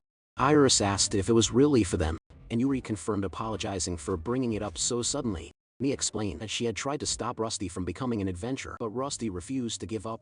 Yuri added that at this rate, Rusty was truly going to leave the village. That was why they had decided to become adventurers as well, and for that they needed combat training. Yuri continued explaining that a few days prior, they had spoken to Lulu about their decision. Lulu had initially been surprised that they wanted to become adventurers. After they explained that it would be dangerous for Rusty to go alone, he came to understand that they intended to stay by Rusty's side. Yuri then said that was the reason they wanted to train, and asked whether Lulu thought Patrick would help them with it. Lulu had replied that Patrick would probably train them, but rather than focusing solely on swordsmanship, it might be better for them to train as mid-range support. This surprised them, prompting them to ask what he meant. He explained that mid-range support referred to those who assist from behind the front lines, using magic or tactics to back up the fighters. He added that strengthening the formation would give the frontline swordsmen more freedom, and since Rusty was likely best at close combat, their support would be crucial. Knowing Rusty well, he suggested they ask Iris for help. Yuri then turned to Iris, explaining that this was the reason they had come to her, because she was knowledgeable about magic and quite strong. Iris agreed that Lulu's suggestion was excellent. She told them she didn't mind teaching them, but warned that the techniques she had learned were quite unique and the training would likely be intense. Both Yuri and me quickly assured her that they were completely fine with that, and even said the tougher the better, which surprised Iris. She asked them why they were willing to go so far. He confidently responded that it was because they wanted to stay with Rusty. She explained that whenever something caught Rusty's interest, he would just chase after it without hesitation. Iris was startled when she saw Mi's expression turn solemn as she recalled the incident with the giant in the ruins. Luru had spoken about how strong Rusty was, but at the time they had been so scared of the giant that all they could do was hide behind Rusty. If something like that were to happen again, it would become a lasting regret. Yuri added that as they were now, they would only be a burden. That was why they couldn't just follow Rusty around. They needed to become strong enough to protect him. Hearing this, Iris remembered the time when she wished to be stronger. She stood up, telling them that she understood their feelings, the desire to protect someone dear. In that case, she said, she had no reason to refuse. However, she warned them that since they had asked her to make the training as tough as possible, she wouldn't hold back. She asked if they were truly ready. Both Yuri and Mi were terrified by the determined, red gleam in her eyes, but they stuttered through their fear and begged her to teach them. A moment later, Lulu and Rusty were finishing their training for the day and walking back when Rusty commented that he thought he was starting to get the hang of it. Lulu agreed, but reminded him that actual combat was still a long way off. He told Rusty there was no need to rush and that they should get some rest for now. Suddenly they heard shouting nearby. Both of them froze when they saw Iris shouting at Mi and Yuri not to rest, explaining that enemies target those who are tired and that while they're slacking off, their allies could die. Lulu and Rusty stood stunned in horror as they watched Mi and Yuri push themselves to their feet, trembling, while Iris continued yelling that, if they truly wanted to protect what was precious to them, they had to kill the enemy before the enemy killed them. Rusty was visibly shaken by how brutal Iris was, and Lulu felt the same. However, Lulu understood that this was the training method passed down by that infamous lunatic from the demon army. It explained why Iris had grown so strong in just a few years. Luru then turned to Rusty and said they should keep practicing a bit longer before heading back. Rusty agreed. Luru smiled, thinking that now was not the time to rest. 7 years would pass in the blink of an eye, and the moment of truth would come sooner than they thought. 14 years later, the day of facing his father arrives. Media and Iris were standing to the side, watching as Patrick and Lulu stood face to face in the middle. Patrick told him that he had been waiting for this day. Lulu responded that he had been waiting for it as well. Patrick told him that since it was their final match, they should review the rules. It was to be a contest of swordsmanship only, with no use of magic allowed. He added that although Lulu had grown stronger, he was still a child, and Patrick could easily overpower him with brute strength. For that reason, Patrick was wearing a strength suppression magic tool, carefully adjusted so that their physical strength would be evenly matched. Lulu acknowledged that, in other words, it would be a battle of pure skill. Patrick confirmed that was exactly the idea. Lulu reminded himself that the reason he sought to master modern swordsmanship was to keep his Demon King abilities hidden, preserving them as a trump card for the future. The test would mean nothing if he didn't rely solely on swordsmanship. Now Patrick remarked that Lulu had become strong and that he believed he would surpass him someday. He then asked if that was Lulu's goal. Lulu confirmed it and added that if he did surpass him, he intended to become the next swordsmanship instructor for the Royal Knights. Patrick was surprised, having never expected to hear such words from his son. Patrick told him that if he were to take over, he wouldn't need to worry about finding a successor. However, for the time being, he wasn't ready to give up the position, not when he still had a wife to look after. Lulu responded that it was serious business, but he also had a sister who stuck with him, so he couldn't afford to lose either. Patrick laughed, noting that Lulu had certainly learned how to speak well, and raised his wooden sword. He asked if they should begin. Lulu agreed. Even though he had grown stronger, Lulu knew that his human body was still inferior to the one he once had as the Demon King. He focused on Patrick's movements, listening to his breathing and the sound of his muscles shifting, but lacked enough information to predict his father's opening move. He knew that to gauge it, he would have to initiate the attack. He dashed forward, thinking that if he committed to the first strike, Patrick would likely dodge and attempt to counter. He thrust his sword toward Patrick's side. As expected, Patrick dodged and raised his sword to swing down. Lulu immediately struck at Patrick's exposed side. Patrick, surprised, managed to block the strike. He stepped back, praising Lulu's technique, and asked why he hadn't fought like that before. Luru simply reminded him that he had once said it was good to have a trump card or two up one sleeve. Luru pressed forward, swinging his sword, and mentioning that he had been thinking about a lot. Patrick blocked the next strike, then loosened his grip, allowing the blade to slide downward, and avoiding the full force of the blow. Luru twirled his sword around and swung again. Patrick blocked the attack and noted that the fundamentals of Lulu's techniques were undeniably what he had taught him. Patrick understood that the approach he had drilled into Lulu was based on cutting off the opponent's escape routes, cornering them step by step, but Lulu's style felt different, more relentless. No matter how much the opponent tried to run, Luru chased them down and crushed them. It was not entirely illogical, but it didn't follow typical patterns either. It was as if Luru had real battlefield experience. Patrick asked if he was a genius, but Luru denied it. Patrick replied that his technique resembled that of a rational fighter, backed by seasoned experience. He was impressed that Patrick had picked up on that. After only a few exchanges, Lulu knew it was true. He had years of combat experience from his former life and had integrated the aggressive style of the Demon King into modern, orthodox swordsmanship, refining it within that framework. Patrick noted that customizing a high art, like traditional swordsmanship, wasn't something that should come so easily, yet decided not to dwell on it further. Both of them were nearing their limits. Patrick raised a sword and began releasing a portion of his magical power, stating that they would end the match with the next move. Lulu smiled, recognizing Patrick's technique. It was the very embodiment of simplicity, encapsulating everything about orthodox swordsmanship, yet it was more refined than anything Rusty or even Luru could manage in their current states. Luru raised his own sword, confident that he had a counter prepared. Patrick dashed forward, shouting that he was coming. Luru responded with equal confidence, calling for Patrick to take it. Both launched forward at once, delivering a single decisive blade strike aimed at one another. Hours later he woke up and saw many people drinking around him, making him wonder where he was and if the place was a tavern. Iris, sitting next to him, informed him that he was finally awake. He asked her why he was there. She replied that during his fight with Patrick earlier, he lost and passed out. That reminded him when Patrick hit him with that single blade strike, he had lost consciousness. Still, he accepted the defeat easily and asked Iris what the celebration was for, especially if he had lost. He questioned whether this wasn't supposed to be a test that he had failed. Iris explained that it wasn't about winning or losing. After all, even Rusty and the others had been soundly defeated by Patrick, yet they had confidently set off on their journey a few months prior. The realization settled in as Iris continued telling him that the banquet taking place was a celebration of his departure. She then pointed at Patrick, who was proudly telling stories to everyone. How Lulu was such an easy burst and how those tiny hands had once grabbed his fingers so tightly, making him feel certain Lulu would grow up strong. Iris mentioned that Patrick had been going on and on about his life and was now on his third round of the same story. Lulu asked how Patrick never got bored, to which Iris responded that drunk people had always been like that. Regardless of the era, she recalled similar moments from her past, remembering her father drinking and chatting with the Demon King version of Lulu. Hours passed, and the villagers gradually returned home while others fell asleep from drinking too much. Meanwhile, Media approached him as Iris slept on his shoulder. Media softly told him he had worked hard up until now and praised him for doing a great job. Noticing Iris sleeping next to him, Media asked if she was interrupting something. He replied that he was just about to wake Iris up. Iris quickly pulled away from his shoulder, flustered, but he said it was perfect timing. Media then asked Iris if they should head back to sleep, and Iris agreed, apologizing for falling asleep on her brother's shoulder. He assured her that he didn't mind at all. As he was about to tell Media he would head home shortly, Patrick walked up and sat next to him, asking if the star of the show was already planning to leave. Media told them they would head back first, and Iris gave a small bow and farewell. He nodded, telling them to take care, and watched as they exited the tavern. Patrick then asked if he was feeling better now.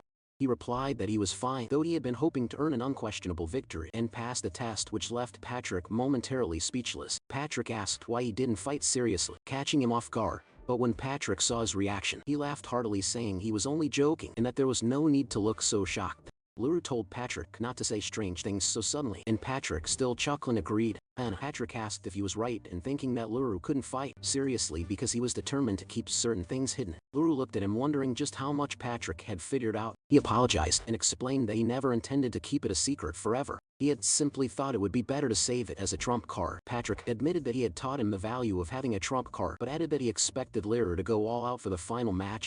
Seeing Patrick's mildly frustrated reaction, Luru smiled. It was clear Patrick had realized he was holding something back, even if he hadn't figured out that it was ancient demon power. Even that the test had forbidden magic, Lulu truly had fought at full strength, at least full strength by human standards. If he had included his Demon King powers, it would have required the use of magic, which he had deliberately avoided. He reflected that in doing so, he had technically misled Patrick. Still, he knew it was rare for his father to show this level of emotion. If it was Patrick, he believed that even if he learned the truth, he wouldn't fear him, nor would he spread the information unnecessarily. He then asked Patrick if they could fight again, but this time with everything on the line. Patrick, intrigued, asked if he really meant it.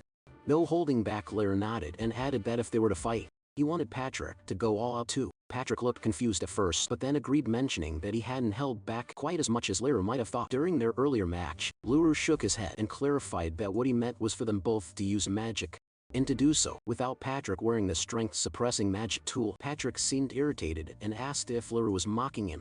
He reminded Lulu that he was one of the top swordsmen in the kingdom, and now his son wanted him to fight seriously against a 14-year-old. Lulu simply smirked, thinking that Patrick's intensity was exactly what he needed. Calmly he told Patrick that if he didn't fight seriously, he wouldn't be able to go all out either. He added that his departure was the day after tomorrow, so if they fought early the next morning, no one would be around to witness it. Patrick looked at him for a long moment before agreeing. He warned Liru that if they went through with it, he wouldn't hold back. And if Liru got injured and his journey was delayed, he couldn't complain. Liru replied that that was supposed to be his line, which surprised Patrick, then made him laugh. Patrick finally agreed, stating that as Lulu wished he would show him the full power of the top swordsman in the kingdom of Lenor. The next morning before the sun rose, Lulu took out a coin, Patrick noticing. Asked what it was for. Lulu explained that it would make a good signal to start their match. He suggested that they toss the coin, and when it hit the ground, it would begin. Patrick responded that he was ready whenever Lulu was, just to throw it when he was ready.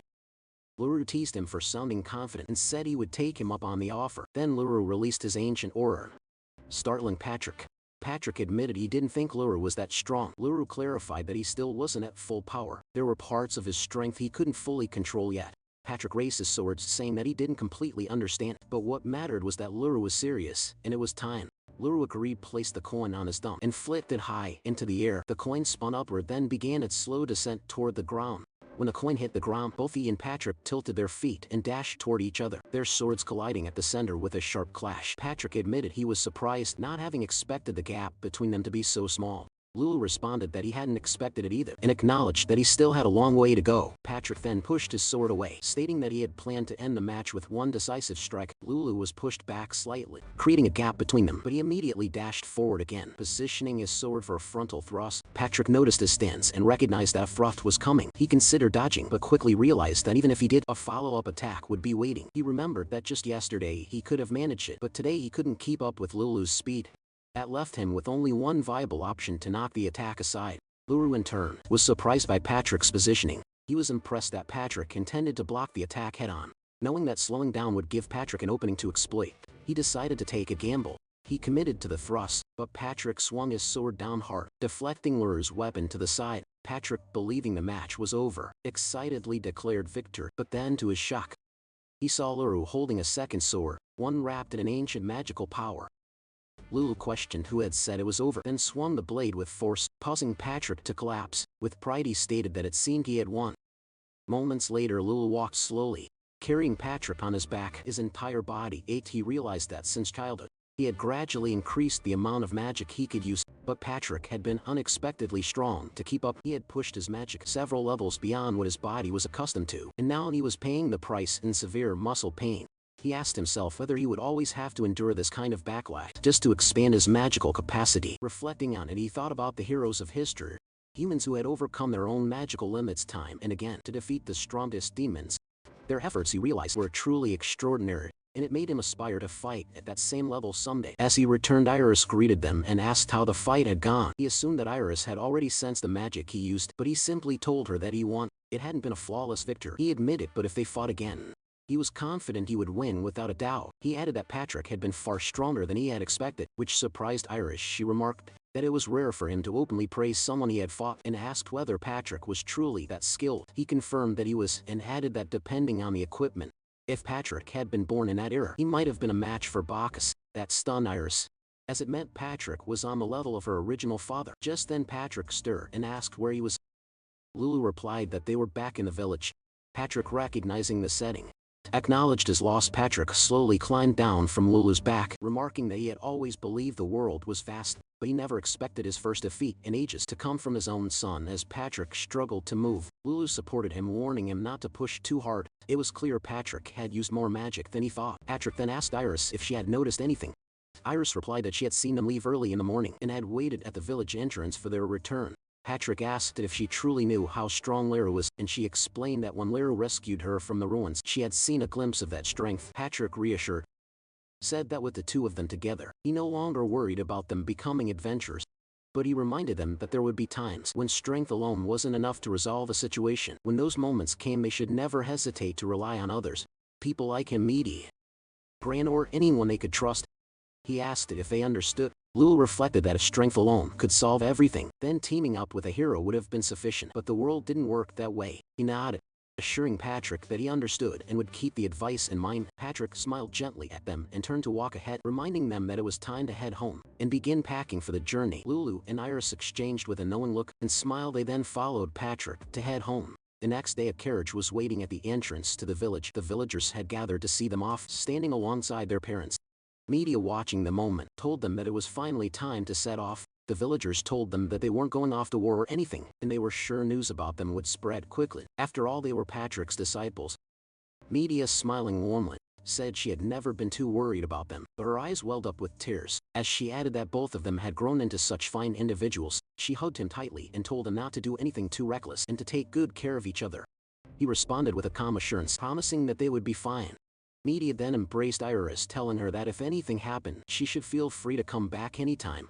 She begged her to look after Lulu for her, and Iris agreed without hesitation. Patrick, standing nearby, said he would be taking a little more time off in the village before returning to the capital and wished them a safe journey. He added that he had no real worries about them and looked forward to seeing them again in the capital. The driver approached politely and informed them that it was almost time for their departure. Lulu looked at Iris, and together they stepped into the carriage. As they took their seats, they waved to their parents and the villagers, saying their goodbyes. As the carriage set off, he remarked to Iris that it was his first time being the one to see someone off, and she replied that he hadn't really had time for trips in the past either. He agreed, recalling that Bacchus was always the one traveling. He wondered aloud why it was always just Bacchus, to which Iris replied that perhaps it was because Luru was the one who didn't need to move.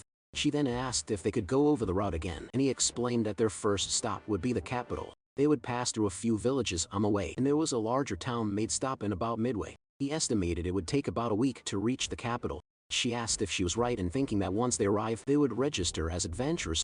He confirmed it was the plan, though before visiting the Adventurers Guild, he thought it would be better to meet with Gran and the others first. He also noted that Rusty and the rest should already be at the clan's base, which made her even more excited. Curious, she asked if he thought the others had gotten stronger over the past few months, and mentioned that she wondered how much progress Mei and Yuri had made with their magic. He replied that he was interested in checking out weapons and antiques, prompting her to ask if he was looking for anything specific. He explained that he had some research to do, and then pulled out the prototype he had been working on. Asking if she recognized it, he held out a gun at first.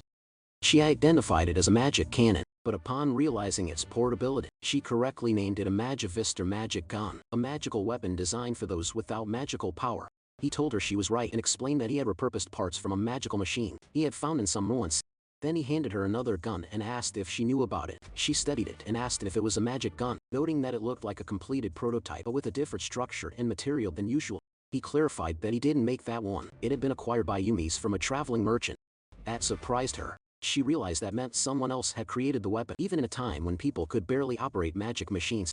He went on to explain that in the past, both humans and demons with their overdeveloped civilizations had escalated the horrors of war unnecessarily.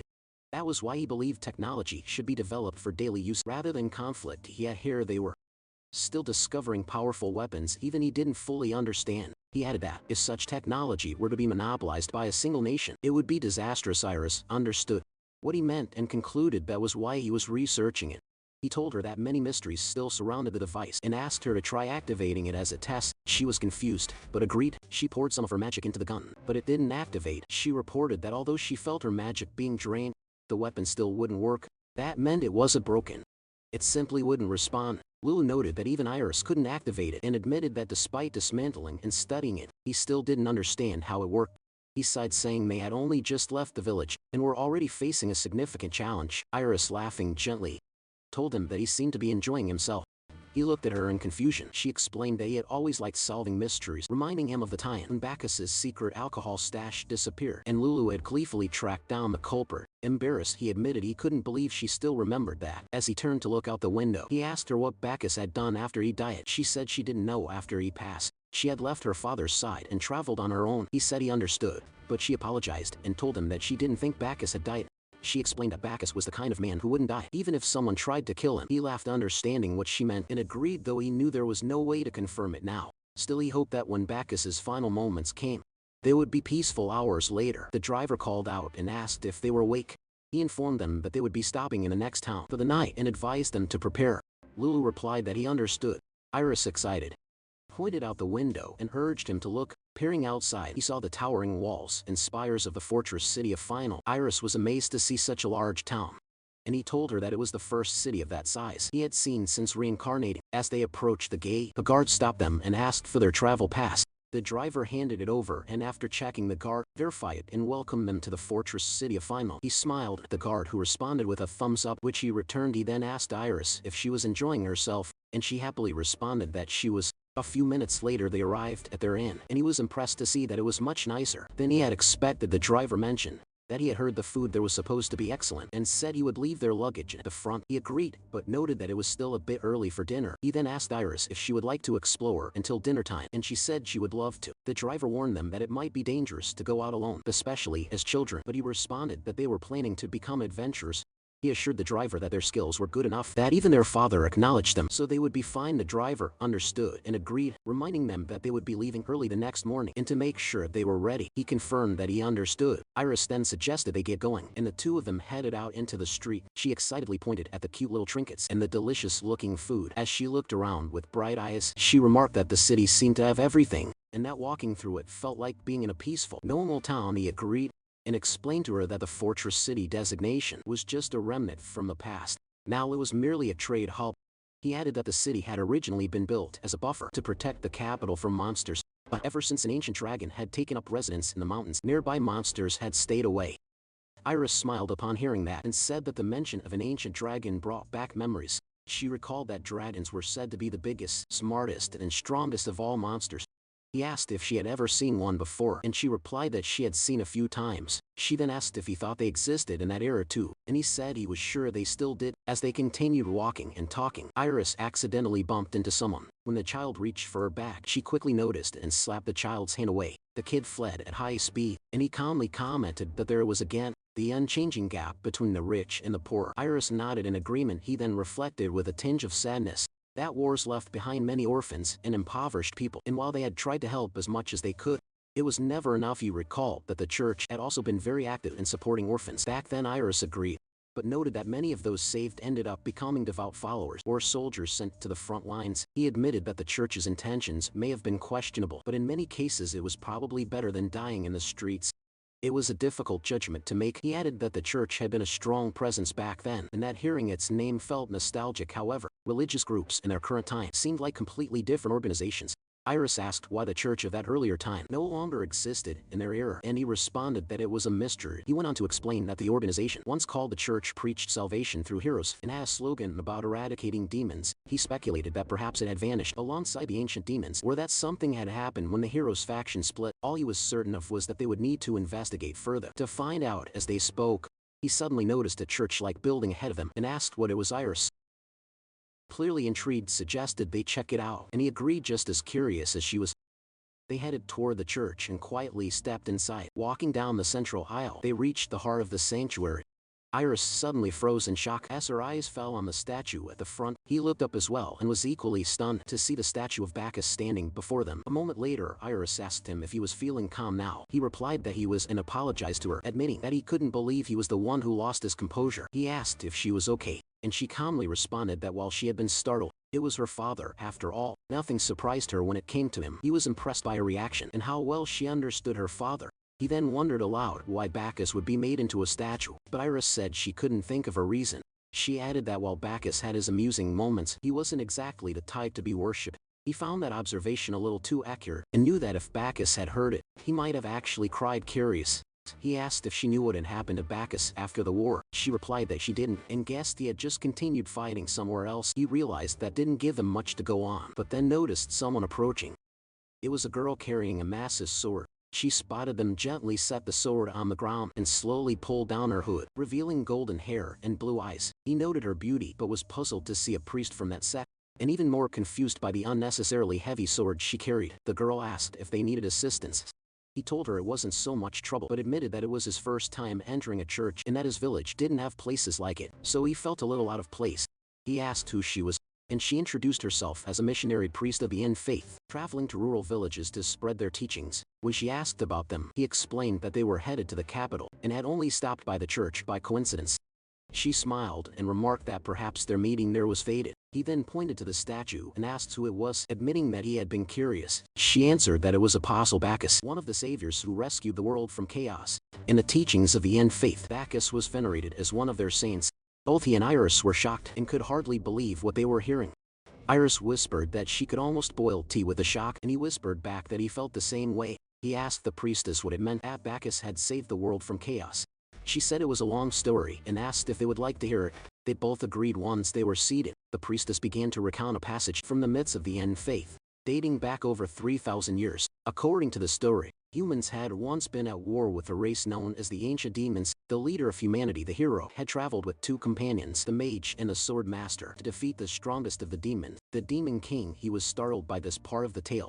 The priestess continued explaining that as the battle escalated, a powerful weapon was discovered. The hero had tried to destroy it but failed to act in time.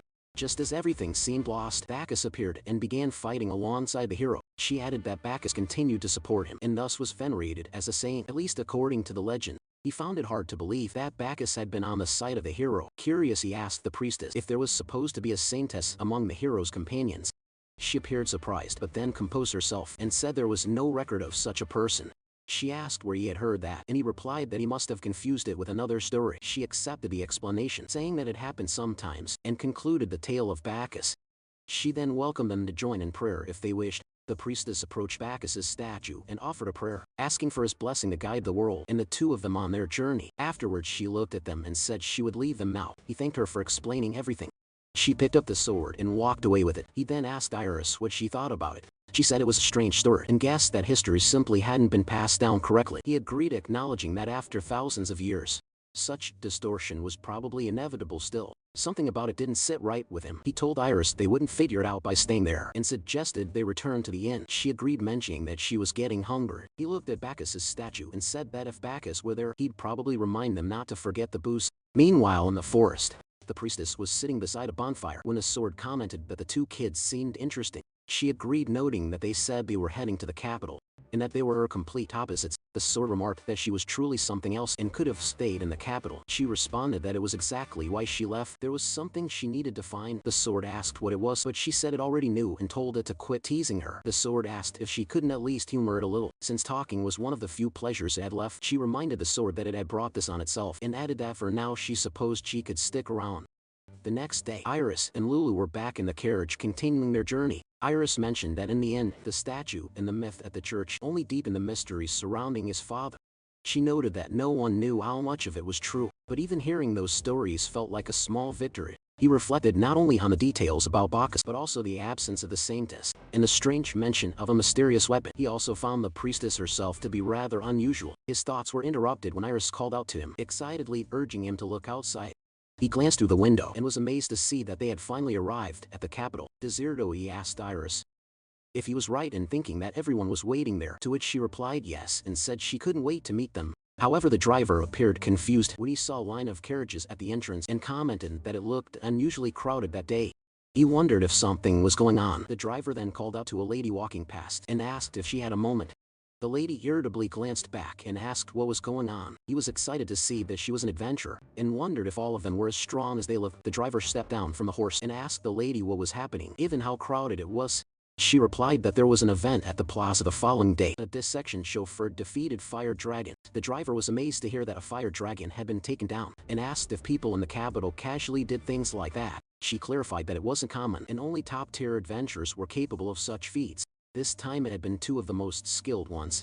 She added that the clan making all the headlines was Alam Cubador, with Yumis both members of the Seekers of Time, which surprised both Iris and him. The driver thanked the lady for explaining and apologized for taking up her time. He then handed her a few gold coins as a token of appreciation. She looked at him in confusion and asked if merchants often did things like that these days. The driver calmly explained that he liked to take care of his connections. She smiled, finding it amusing, and introduced herself as Manhwa from the Hymros clan. Anon she told him that if he ever needed anything from an adventurer, he could count on her. The driver responded that he would keep it in mind and said he'd see her around, which she agreed to before turning to leave. Before walking away, she greeted them, making him smile. He then remarked to Iris that it looked like Gran and the others were doing great. Iris agreed, but added that if the traffic was their fault, they could have pushed the event back by at least a week. He agreed with her later. The sun was out when they finally arrived at their inn. The driver told him that he would be heading out from the capital the next morning and would leave it at that. He thanked the driver for everything and praised him for being a great help. Looking out the window, he mentioned to Iris that he had been looking forward to sightseeing in the human capital, but it had gotten pretty late. Iris reflected on how back in the day, demons couldn't even set foot in human cities. Large cities always had holy barriers, and if a demon entered they would face certain annihilation. Yet now they could walk in freely as if it were nothing. She added that it wasn't just demons, humans had declined as well. She wondered where the once glorious civilization that had pushed demons to the brink had disappeared. He agreed and mentioned that maybe the library would have some records of Bacchus. He then informed her that they would check the library first thing in the morning. She asked if they shouldn't visit Gran's clan first and reminded him that they still needed to find an inn. He realized he had forgotten all about it, but she calmly noted that he tended to get absorbed in things. If he forgot Gran and the others would be disappointed. He looked at her silently and asked if she really thought so, since they seemed to be having fun without them. She asked if he was feeling left out, and he shyly admitted that they were out there slaying fire dragons while leaving the two of them behind. Iris laughed at his reaction. When he asked what was so funny, she replied that he was just adorable, which caught him off guard. She apologized for teasing him, but said she finally understood why her father used to tease him so much. He guessed that Iris had more of Bacchus's spirit in her than she realized and shyly asked her not to tease him. He then said they would postpone visiting the library and instead go see Gran and the others first thing tomorrow. She nodded and said she understood. The next day, on the streets of the capital, he remembered confidently telling Iris the night before that they would see the others, but now he wasn't sure if they were heading the right way. He stared at the map carefully. Iris looked over it and said that based on what they had, she believed they were on the right path. However, the only note they had was to come to that spot. Once they reached the capital, which wasn't much to go on, he said it wasn't like they wouldn't have gone, but she reminded him that to be fair, they had initially planned to visit the library instead. He couldn't argue knowing he was guilty of that. A moment later they arrived at the marked location on the map. He was surprised by what he saw, and asked if that was really it. In front of them stood a cracked and disordered building, the clan's base. He then noticed the door and a sign confirming that it was the clan Ilm Cubador. Seekers of Time. Realizing it was the right place, he told Iris that it looked like it might collapse at any moment. She told him to look more closely and explained that there was actually some intricate magic built into it. The slight inefficiency in the design, she added, felt very much like Yumi's. While she thought it felt a little lacking, she supposed it was passable.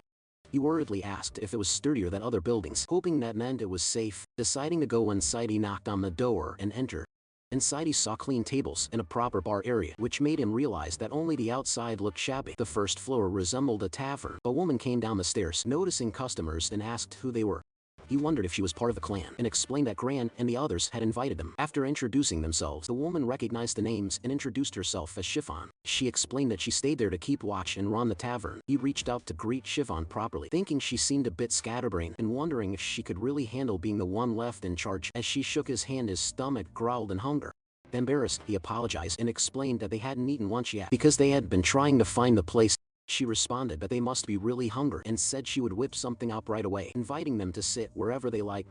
Chiffon laid out vegetables and began chopping them with impressive speed before cooking them expertly with rice. While preparing the food, she mentioned that they were the ones Gran had talked about and that she had expected someone tougher looking, so she was surprised. After serving the food, she warned them that it was hot. Both were surprised by her speed, and he thought Chiffon was unexpectedly efficient. He thanked her, took a bite, and was astonished by how delicious it was.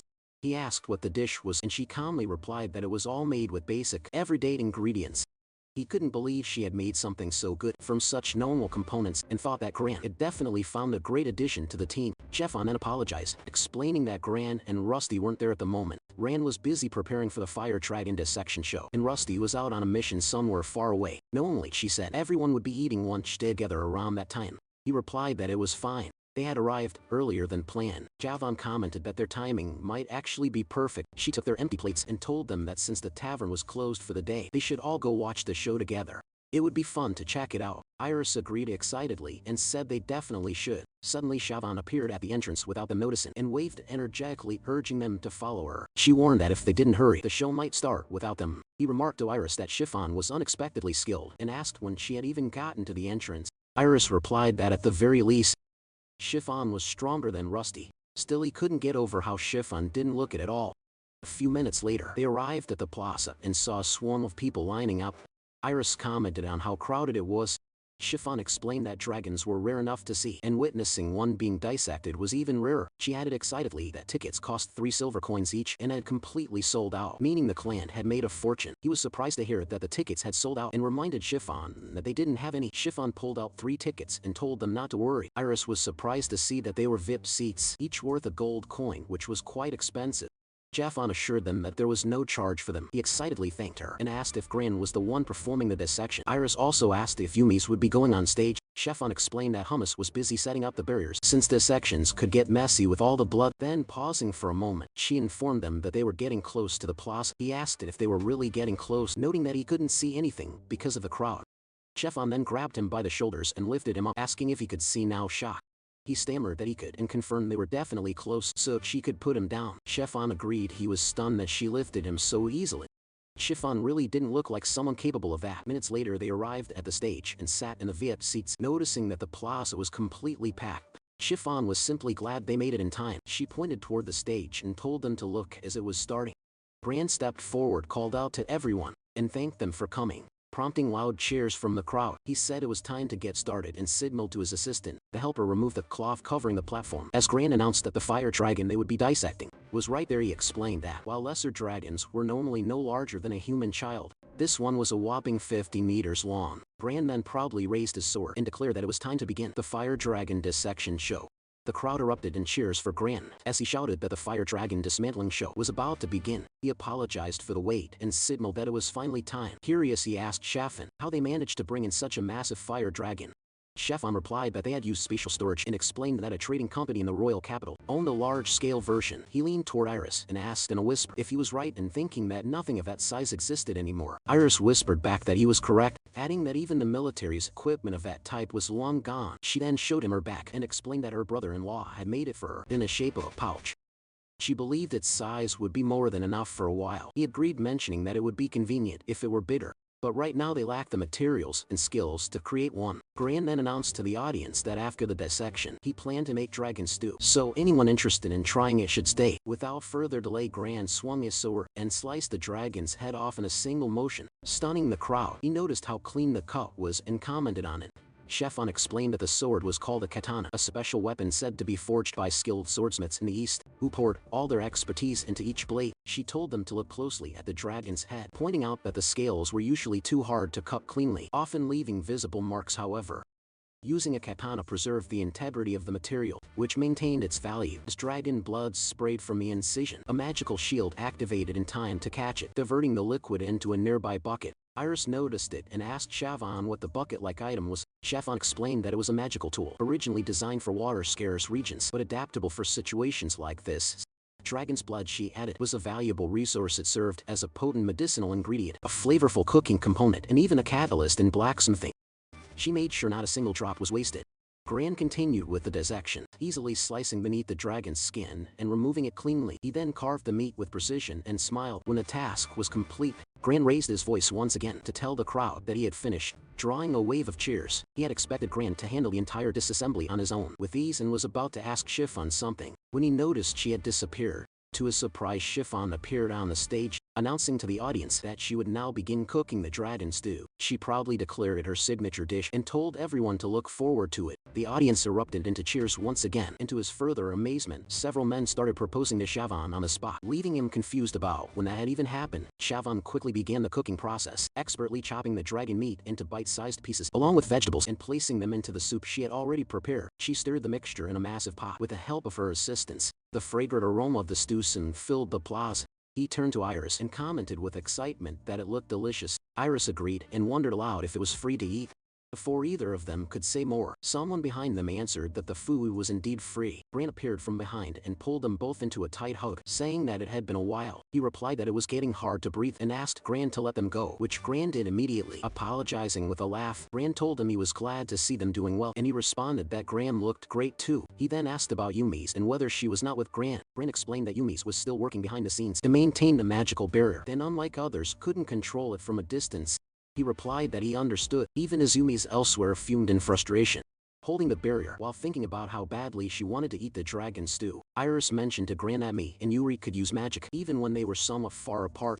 Gran acknowledged it as true, but explained that it was fundamentally different from the kind of modern magic they were using now, because it was ingrained into their bodies. Common sense often got in the way of understanding or replicating it. He then suggested they set the topic aside for now, noting that the stew should be ready soon, and they should join the line. A moment later, Lulu received his bowl of dragon stew and took a spoonful. His eyes lit up as he excitedly exclaimed how delicious it was. adding that it had been a long time since he had last eaten dragon. Iris agreed and said it was exquisite, which surprised Grant. He asked if they often ate dragon meat back in their time. Lulu replied that they didn't eat it regularly and explained that they only had dragon when it was hunted during an expedition in demons. He added never saw dragons as enemy. Iris elaborated that it was actually humans who hunted dragons more frequently, especially to use their parts and weapons during that era. Grant understood then why dragon materials were so commonly used, but his attention shifted when he noticed that Chiffon's serving line was unusually long.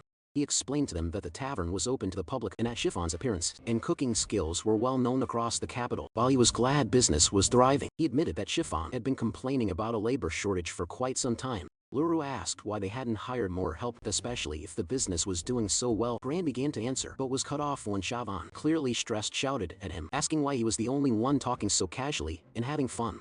She reminded him that there were still about 500 people left to serve and demanded that he help but if he was finished eating. Grant sighed and said it seemed the work environment was a bit rough, which Lulu could understand. After hearing Chavan's complaint, Grant then rolled up his sleeves and walked over to Chavan, telling her that it couldn't be helped and that he would start helping with the distribution. Chefon praised Gran for stepping in. Iris turned to Lulu and noted that he and Gran seemed to get along pretty well. Lulu agreed and told her he was looking forward to the life ahead. From that point on later, back at the tavern, Gran raised his mug of beer and proposed a toast to the success of the Dragon Dissection show and the beginning of a new journey for their newest companions. Everyone raised their glasses and cheered together. Lulu stood with Iris watching the celebration and remarked that there were quite a few members at a glance. Around 20 people. Iris responded that the group was medium-sized and pointed out the presence of beaskin and members of the ancient tribe who hadn't been around the village. The diversity of races made her feel nostalgic. Lulu agreed and said it felt like a miracle, something he once dreamed of. Bran asked if they were enjoying themselves, and before either could answer, Yumi's clearly drunk responded that she was enjoying it because she was laughing so much. She turned to Lulu and asked if she was right in assuming he was having fun. He confirmed that he was and thanked her for her hard work. She smiled, saying she was glad to hear that. While Gran admitted that things did feel a bit lonely without Rusty and the others, Lulu asked if they were on a job and Gran confirmed it, though he added that they were expected back either the next day or the day after since the request wasn't particularly difficult. Lulu sighed, realizing that Rusty and the others were already doing well as adventurers. Gran and Yumi exchanged a look. Then Gran nodded and explained that the client for that job was a clan known as the Seekers of the Age. He asked Grant if there really had been a request from the clan he was once part of, and Grant replied that there was a bit of a backstory to it. Grant began explaining that recently 3 newcomers had joined their clan. Though young, they were just kids among the more experienced members. Grant glanced over at a table with 3 older adventurers. As he continued, the kids had taken on their first official request, what was supposed to be a basic, low-level herb collection task. Grant asked if he was right in thinking such missions were fine for beginners. Lulu agreed that they were, but Grant went on to explain that the issue was where the herbs grew on the slopes of New York's mountain, which took 2 days to reach from the clan. Lulu responded with understanding, and Grant added that because a round trip in 1 day was impossible, the area was considered dangerous. Still, those kids weren't weak, and before anyone realized it, they had already accepted the request and left town. Yumi's added that to ensure the kids weren't discovered, she had asked Rusty and the others to quietly follow and protect them. Iris asked why it had to be Rusty's group specifically, and Yumi's replied that while it would have been fine to send other members, they worried about what might happen if the kids were caught. Grant added that kids had their own pride, and it was better for them to be with those they admired, like Rusty and his team, rather than with adults. This surprised and confused both Luru and Iris. Bran laughed at their reaction and told them they would understand once the group returned. He explained that the kids looked up to Rusty and the others and even referred to them as senpai or big brother. Luru smiled upon hearing it and remarked that he would have to make sure not to laugh in front of them. Iris agreed with a laugh of her own. The next day they arrived at the Adventurers Guild and were surprised at how clean it was. Though Lulu had expected as much from a facility in the royal capital, Iris pointed out the central desk, saying it looked like the registration area. Lulu agreed and suggested they go check it out. They approached the desk and informed the receptionist that he would like to register as an adventurer. The lady was momentarily startled but quickly handed them the registration forms. Iris, noticing the woman's big heart, glared at it, while Lulu asked if he should just fill out the required details. The receptionist, a bit flustered, confirmed that he should, still glaring. Iris remained silent. Lulu asked about the section on special skills or combat style, and the woman explained that it was considered each adventurer's selling point. She went on to say that most newcomers registered solo, and the guild often assisted in forming party or matching them with clans, since working in groups helped reduce the risk of death. Lulu responded that they wouldn't need that and handed over a document. The receptionist examined it and saw that it was both a letter of introduction and a signed clan membership agreement. This meant they had already been invited into a clan. She added the information to their forms and told them they were lucky. Seekers of Time was considered one of the elite clans of the current age. She then asked if she was right in assuming they were siblings, which they confirmed. Turning to a chest behind her, she explained that she would now input their information using a machine based on ancient clan technology. As she placed their documents into the chest, the machine lit up with glowing lines. Once the process was complete, she informed them that their adventure registration and clan membership procedures were now finished. She handed them their adventure licenses and explained that these served as official proof of their status. Lulu checked this and saw that his class was listed as beginner low. He asked what the class meant, and she explained that it was a ranking system based on strength, beginner, intermediate, advanced, and special, with each rank divided into lower, middle, and upper tiers. She added that everyone started at the lowest tier and their rank could improve with time and experience. She handed him additional documents with more detailed information, which he accepted with gratitude.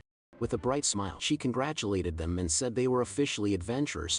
The other adventurers nearby overheard and clapped for them. Lulu thanked her again and said they would be on their way, but the receptionist stopped them and presented another document. Curious, he asked what it was. She explained that a tournament would be held next month in the royal capital and that it was recommended for beginners, offering a good opportunity to gain practical experience. Lulu replied that he appreciated the suggestion but admitted that they weren't the type to participate in such things. Disappointed, she apologized for the recommendation. Feeling guilty, Lulu added that depending on the clan's stance, he might consider it. That lifted her spirits, and she thanked him warmly. She then introduced herself as Aaron and gave them a friendly farewell. Lulu waved back and Aaron bowed in return. As they walked away, Iris asked what he thought about someone like Aaron. Confused, he replied that she seemed energetic and competent. Iris clarified that she hadn't meant Aaron as a person, but something else, gesturing subtly toward the chest. Surprised, he awkwardly responded that he supposed people who like that kind of thing would like it, maybe even Bacchus. Then he realized what he just said in front of Bacchus's daughter and regretted it. Iris sighed, told him never mind, and muttered that it was a mistake to ask. She turned and began walking away, leaving him more confused than ever. He was about to follow her when he bumped into someone. The person quickly apologized, but Lulu admitted it had been his fault. Then he looked up and was shocked to realize that the one he bumped into was Rusty. Rusty was about to say something to him when a kid appeared behind Rusty and arrogantly asked if he was a rookie. Judging by the color of his adventurer's badge, the kid then shouted at him, saying that crashing into someone like that was rude and that he should apologize to his senior, Rusty, which surprised him. He asked the kid what he meant by Senior Rusty, which only angered the kid more. The boy shouted, asking if he seriously didn't know who Rusty was, then loudly declared that he was definitely a rookie. The kid proudly explained that Rusty was amazing and the most accomplished among the recent rookies, which made Rusty blush. The kid then shouted again, accusing him of being rude since earlier. He began to wonder if this was the kid Gran had mentioned. He stayed quiet and looked at Rusty, who whispered an apology to him. Trying not to laugh, he turned around as he could no longer hold it in, startling both Rusty and the kid. The kid angrily asked if he was laughing, and he replied that he didn't mean it like that. It had just hit his funny bone. Still chuckling, he tried to hold back his laughter again, prompting the kid to shout that he must be doing it on purpose. Iris then called to him and told him that it seemed like he was unintentionally provoking the kid by laughing so much. At that moment, someone appeared behind her, making her look back in surprise. Meanwhile, the kid continued speaking, saying that he didn't understand Rusty's abilities and that if he had witnessed Rusty's achievements firsthand, he wouldn't be able to laugh like that. Yet he kept laughing and told the kid that he'd like to see it for himself soon, which made Rusty even shyer. The kid shouted for him to stop laughing already, but then paused as a flyer flew toward him. He caught it and was surprised by what he saw. The kid then showed the flyer to him and shouted that they would have a duel in the tournament next month, which stopped his laughter. He explained to the kid that they didn't intend to participate, which only angered the boy further. The kid accused him of mocking them and trying to run away. The boy explained that the tournament only allowed those who passed the qualifiers to enter the main event, and the chances of them actually fighting were low. Therefore, whoever advanced further would be considered the winner. He responded that if that was the case, it didn't have to be through the tournament. But the kid insisted, telling him that Rusty would also be participating. If he realized he couldn't beat Rusty after that, he would feel compelled to apologize. That made him realize the kid genuinely respected Rusty, and it became harder for him to bring up that he and Rusty were actually childhood friends. Suddenly, two ladies appeared behind Rusty, Me and Yuri, clinging tightly to his arms. He was about to greet them when Yuri stopped him and whispered a greeting back, signaling for him to be quiet. He then winked and whispered that she would explain later. The two ladies then dragged Rusty away, leaving everyone else confused and wondering what was going on. He then whispered to Iris, asking if those two girls were also being treated as seniors. Iris replied that something must have happened. He asked Iris if they should return to the clan, and she said yes. The kid then told them he would report the completed quest to reception, showing them the bag of herbs. But before they left, the kid stopped him and asked for his name. He introduced himself and introduced Iris as well. The kid then introduced himself as Gaia and reminded him not to forget their promise about the tournament. Gaia swung the bag of herbs while shouting that they should do their best, with the determination to stand shoulder to shoulder with Rusty and the others. One of the older adventurers noticed the herb bag Gaia was swinging and shouted at him not to swing around medicinal herbs, causing Gaia to stutter and apologize. Iris commented that Gaia didn't seem like a bad child, to which he agreed, recognizing that Gaia was just young and reckless. Iris then laughingly told him that when he said it, his understanding somehow felt different. He smiled as she laughed and asked why she had been angry earlier, which left her speechless for a moment. She replied that it was nothing and that she was just a little too anxious. He asked what she was anxious about, but she turned around and started walking, saying they should head back. She also wanted to hear me and Yuri's earlier explanation. That reminded him about them as well. A moment later they arrived back at the Seeker of Time Guild. Chiffon greeted them and told them that she felt kind of sorry for the two of them. Iris looked confused and asked Chiffon what she meant. Was it because of the strange atmosphere she had sensed from the Iron Clan members who were smiling and staring at them from behind? Chiffon replied that she was right and confirmed that all of it had happened while Yumi's and the others were still at the Adventurers Guild. Chiffon then informed them that just a moment ago, Yumi's had gathered everyone's attention and told them she needed their help with something. Yuri asked what it was, and Mi commented that Yumi's had that look on her face, the one she wore when she found something interesting. Laughing, Yumi's told them that she just happened to see something at the Adventurers Guild earlier. Lulu had accidentally bumped into Rust and some clueless bystanders started picking a fight with Lulu over at Yuri, and Mi laughed immediately. Understanding who Yumi's was referring to, Yumi's added that somehow it led to the two of them deciding to compete based on their tournament rankings. Gran asked if it was a duel, to which Yumi's confirmed with a yes, then told them that since it was a rare opportunity, she wanted to ask if they thought they should fully support the duel between Gaia and Lyra, while holding Mi and Yuri in her arms.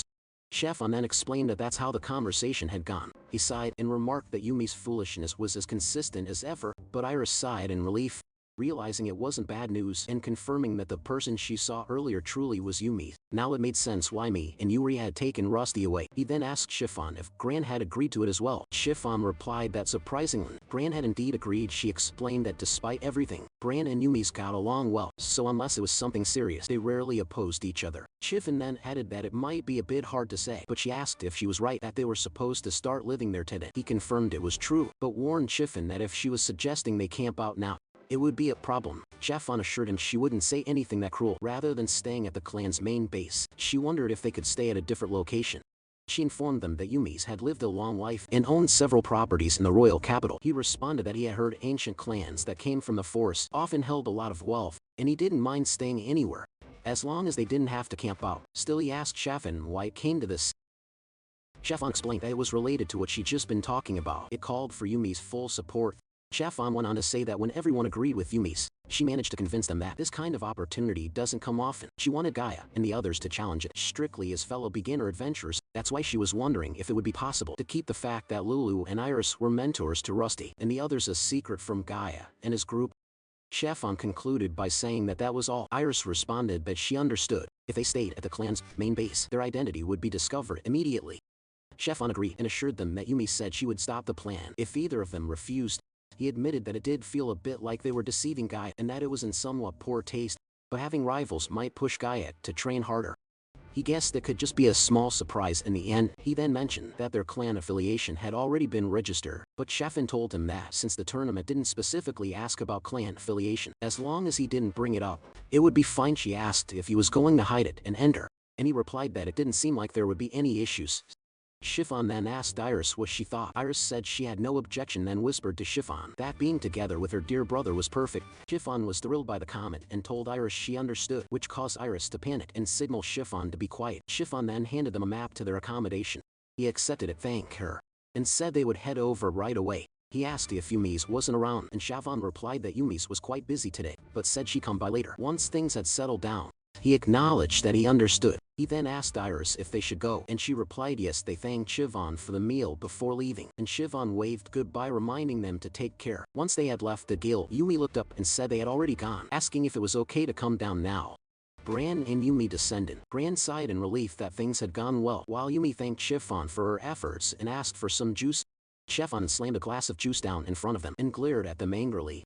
Gran asked Chiffon if that wasn't a bit too sloppy for the leader and sub-leader. Chiffon replied that it felt like they were tricking them, and she felt like she ended up helping carry the load too. Yumi assured her not to worry and asked if it was true that Lulu and Iris agreed to it. Chef unconfirmed it, but asked if Yumi's had some kind of grudge against them. Yumi's replied that it wasn't exactly a grudge, just that a long time ago they had really startled her, and now she wanted to be the one to surprise them for once. Chef then asked Gran if they were really that passionate about it. Gran replied yes, and said that after all, the tournament was something they had prepared for Lulu. A moment earlier Gran and Yumi's had met with other guild leaders. Manhwa asked what exactly they intended to do by gathering the leaders and vice leaders of each clan like that. She pointed at Gran, who was busy drinking wine. Gran looked at them and asked what they thought about the recent tournaments. Manhwa replied that they were decent, and the man next to her agreed. The man told Gran that letting new adventurers participate to practice their skills was more than enough to keep things exciting, and asked if something was wrong. Gran replied that it wasn't bad, then got straight to the point. He informed them that in the upcoming tournament he would be participating too. Everyone was shocked upon hearing Gran's words. Manhwa reminded Gran that his class was special ranked, and adventurers were only allowed to participate up to upper advanced level, which was the unspoken rule of the tournament. Gran told them to just hear him out and asked if they thought the quality of newcomers had been declining recently, leaving the room in silence. An elderly man finally replied that it was true. Blue's Soltita, the leader of the Kyo clan, whose name Uvist meant angel, admitted that he didn't really want to say it, but it did seem to be the case. Gran responded that in his view, the root cause was a lack of aspiration among adventurers. Upon hearing this, a man adjusted his glasses. He was Shui, the clan leader of Foster Bibliothecan Jester's Library, whose name meant relief. Shui responded that Gran might be right, as only small children dreamed of becoming adventurers. But as they grew older, those dreams gradually faded. The lady next to Manhwa agreed with Shui. She was Agnos, the vice clan leader of Manhwa the sisters, and her name meant strength. Agnos added that children in the royal capital didn't even see real adventure seriously fighting, so for them it was like aspiring to be a fairy tale princess. Gran agreed with her and explained that this was exactly why he wanted to break through the current stagnation. Manhwa then asked Gran if he truly intended to participate, and if so, wouldn't that crush the dreams of the newcomers, since they'd lose their chance to win. Gran laughed and replied that it wasn't quite like that. He explained that the newcomer who had recently joined them was actually quite energetic. This irritated Manhwa, who accused him of bragging, but Gran said he wasn't. He was treating the individual as a newcomer. But even so, he admitted he wasn't confident he could win against him. This revelation shocked everyone. Manhwa asked if he was joking and whether he was seriously talking about a low-ranked adventurer. Gran confirmed it and told them that was exactly the point. He continued by saying that if a newcomer, just a beginner rank adventurer, were to defeat well-known strong warriors one after another and win the championship, it would be like a hero being born in the royal capital. Though he added it might be a bit of an exaggeration. Laughing, Gran then asked if it didn't sound interesting, and how about they all join the tournament themselves. After such a long time, the room fell into deeper shock. Manhwa voiced concern, telling Yumi that if they got serious, there could be issues with the venue safety, but Yuma assured them that it would be fine, as this time the old clans would cooperate to create a barrier of unprecedented scale. She added that the barrier wouldn't be broken even by high-level magic from special rank adventurers. She would make an absolute barrier. Shui stood up in shock upon hearing that the old clans were cooperating. He reminded them that since ancient times it had been forbidden for the old clan to cooperate directly with individual nations. Shui then asked wordly if there wouldn't be trouble when the old clan leaders found out, but Yumi brightly assured him that it was fine. She had already gotten permission from each clan leader. She admitted she hadn't expected approval, but it was granted. She wondered aloud why, yet smiled and said that those old men were often more excited about such things than they seemed. Shui was stunned. Gran then set down his wine glass and told them that they all had to participate in the martial arts tournament. He asked if they could also invite any skilled acquaintances, even those referred to as monsters. The leaders were speechless for a moment, then exchanged looks and smiled excitedly. One by one they agreed. Yumi smiled and told them she expected no less from top-tier adventurers and knew they would be quick to act. That would be a big help. Gran then assured everyone that this martial arts tournament would definitely be an event to remember. Meanwhile, in a quiet church, a saintess knelt on the floor, praying silently before the altar. Then she heard someone approaching. A man called out to her, prompting the saintess to rise and turn toward him. The man immediately knelt down and apologized for disturbing her during her prayer. The saintess quietly stepped closer and bent down, her face nearing his gently. She wiped the sweat from his forehead. The man blushed, shocked, and asked what she was doing. The man tilted his head away from the saintess, admitting that her presence was overwhelming. She calmly acknowledged his efforts, noting that he had come all the way to find her, and this, showing him kindness, was the best way she could express her gratitude. His face flushed even deeper, unable to believe that someone of such vastly different status would treat him with such care. In that moment, he truly thought she was like a goddess. Observing that he seemed to have calmed down, she asked what had brought him there in such a hurry. The man immediately retrieved a folded paper from his pocket and handed it to her, urging her to look at it. It was a flyer for a tournament now open even to special class masters. He explained that this was possible because the ancient clans would be establishing an absolute barrier to protect the arena. The revelations stunned her, and she began to wonder whether the ancient clans were finally cooperating. The idea seemed implausible. Those clans had long refused any requests, yet now they had accepted one from the kingdom of Leonard. She could not imagine what could have prompted such a change. The man suggested that perhaps the cooperation was limited solely to the tournament. She responded that if this truly marked a turning point for Leonard, then she must attend. The man, caught off guard by her sudden conviction, stammered an agreement. He informed her that an official invitation had arrived in her name and that a reply confirming her attendance would be sent shortly. She turned with resolve, expressing that the Holy Divine Church would now be treated as a state guest, which must surely be the guidance of the holy deity. As she grasped the door handle, she made a solemn vow to bring divine protection to the holy kingdom of Arkan. Opening the door, she declared that she would offer tranquil prayers to its citizens. She added that she would go to the holy temple to consult with His Holiness the Saint and acknowledged that the man must still be tired.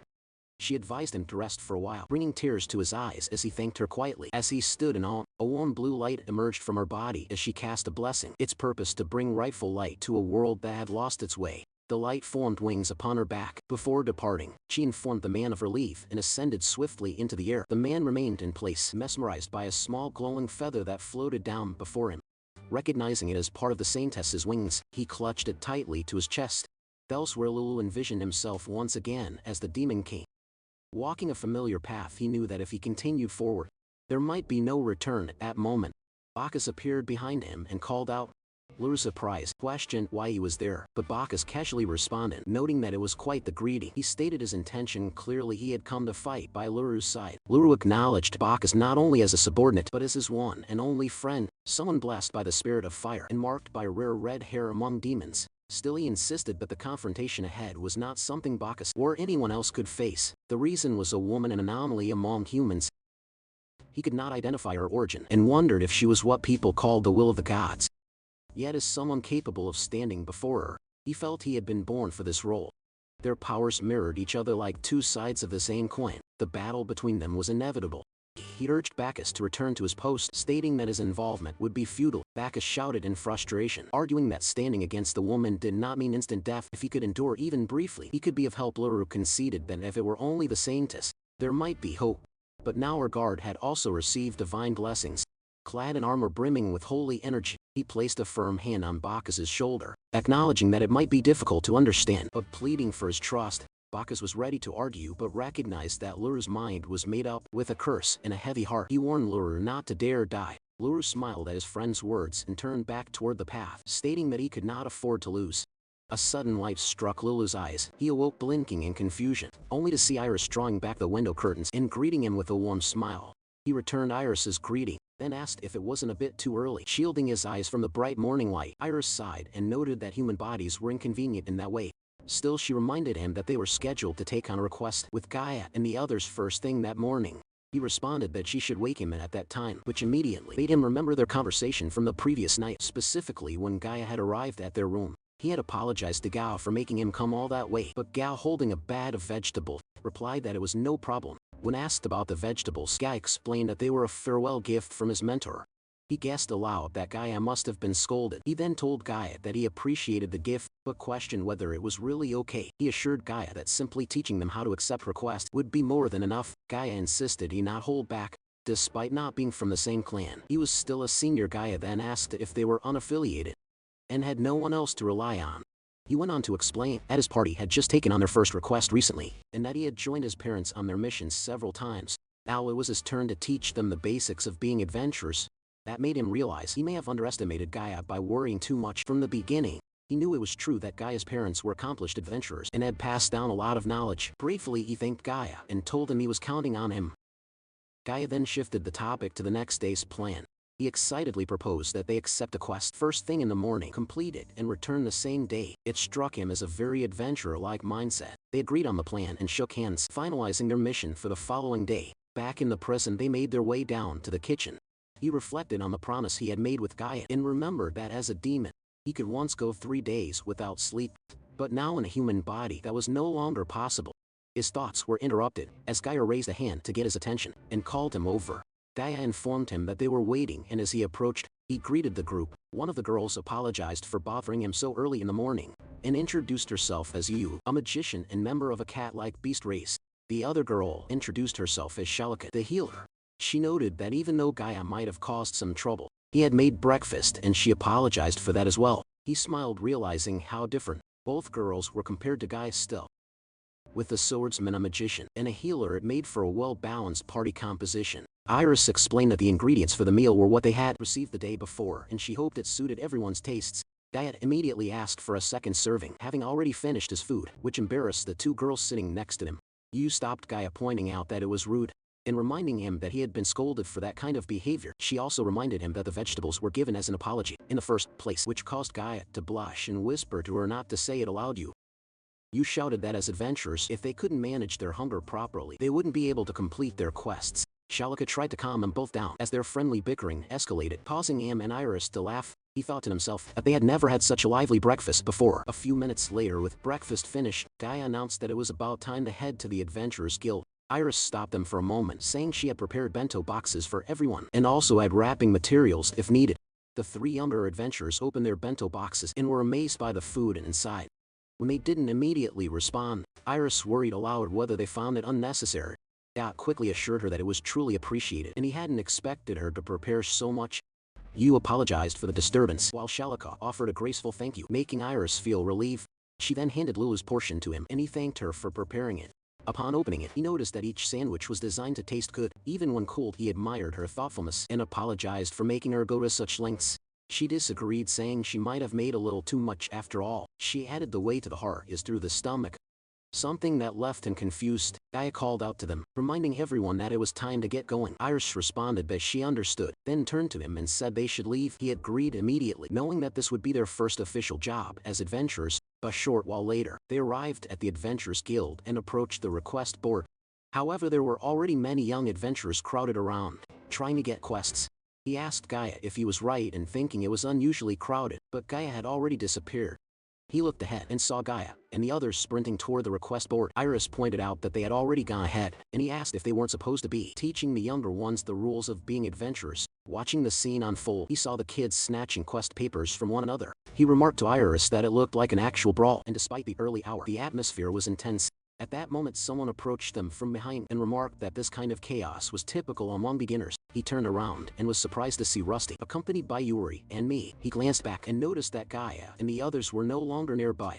Turning to Rusty, me, and Yuri, he remarked that it had been a while since the four of them had a chance to talk. Rusty nodded, acknowledging that while they seemed in good spirits, they did look like novice adventurers compared to how they were back in the village. Behind them, a group of young adventurers began whispering excitedly upon recognizing Rusty, calling him cool. Observing the reaction, he teased Rusty, saying it looked like he was surrounded by fans.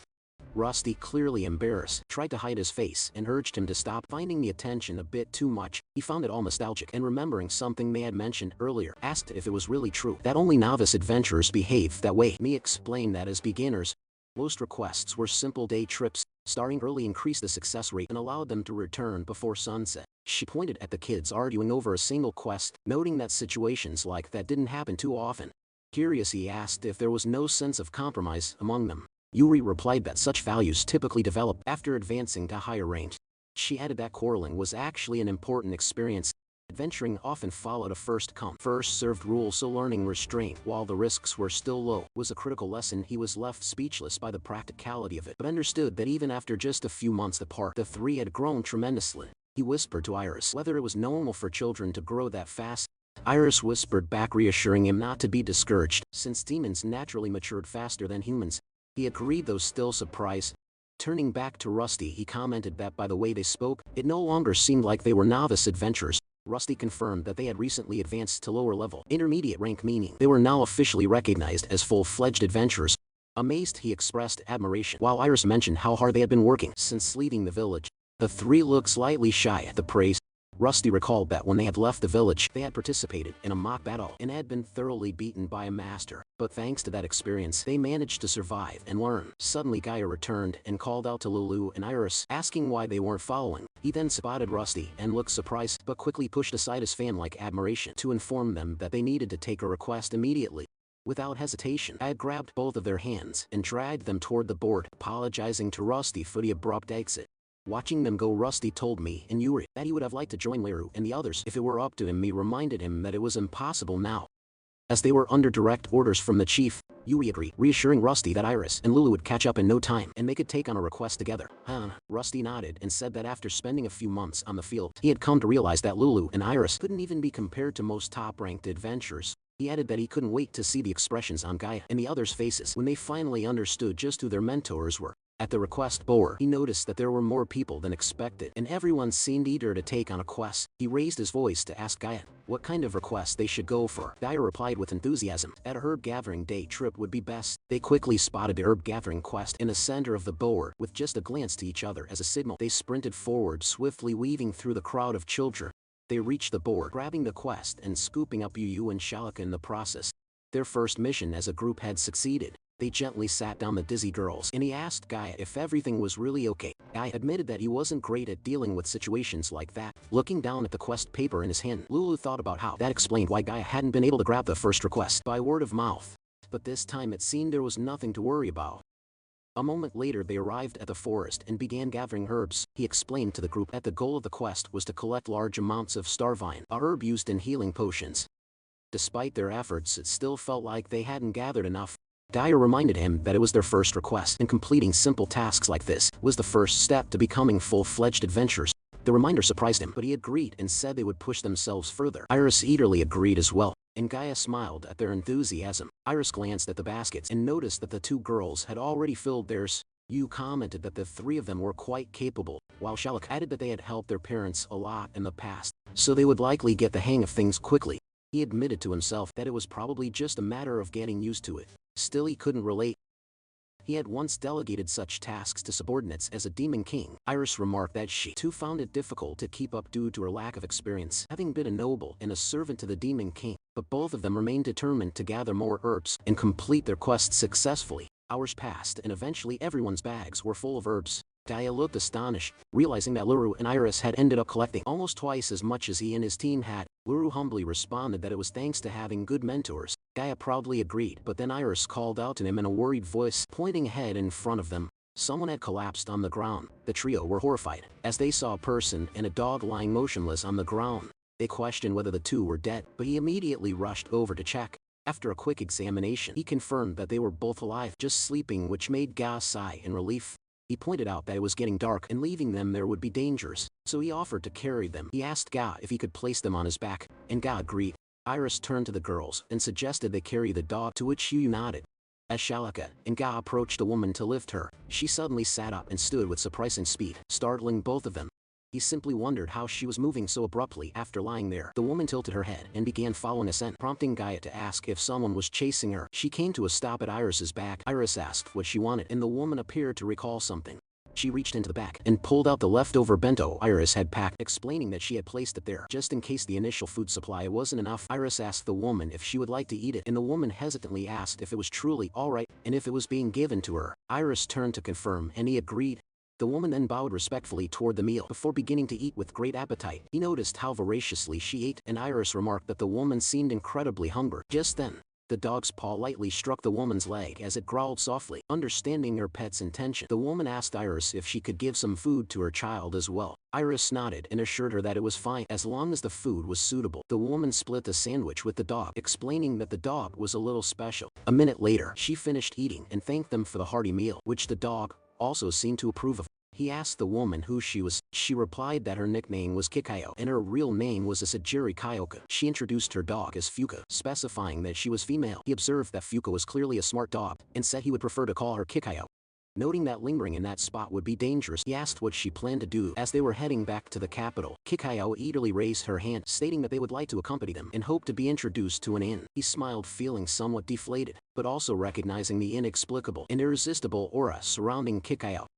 He said he understood and asked if they should get going. Kikayo responded with cheerful enthusiasm.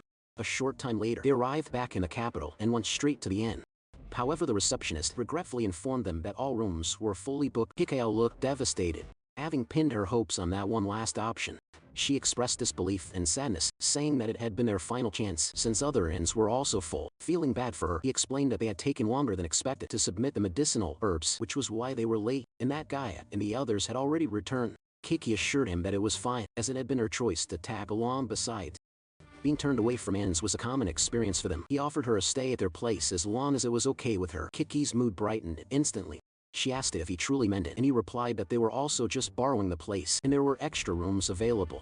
Kikayo bowed deeply and thanked, and Fuka mirrored the gesture as they walked back to Yumi's apartment. He asked Kikayo why she had been lying on the roadside like that. Kikayo was startled and stammered through her explanation. She said that during their journey, they had run out of inns and thought they might find work in the next town. She admitted that it had been a mistake to leave the previous inn with so little food. Fuka barked in agreement.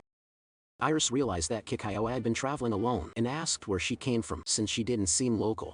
Kiki answered that she was from the Far East, a distance that couldn't normally be traveled with ease. He looked at her and asked if she was referring to the country of the two show craftsmen. Kiki lit up with excitement upon hearing that and asked if he knew about her country. He explained that he had recently seen an acquaintance using a katana. Kikayo excitedly added that it wasn't just theory, those swords were the real deal, one of the techniques her homeland took pride in. Iris asked if her outfit was also made using one of those traditional techniques. Kikayo asked if her attire looked strange, then explained that it was called Emiko Shasoku, a ceremonial outfit. Iris appeared even more confused, prompting Kikayo to clarify that it referred to women who serve the gods with duties such as granting wishes and telling fortunes.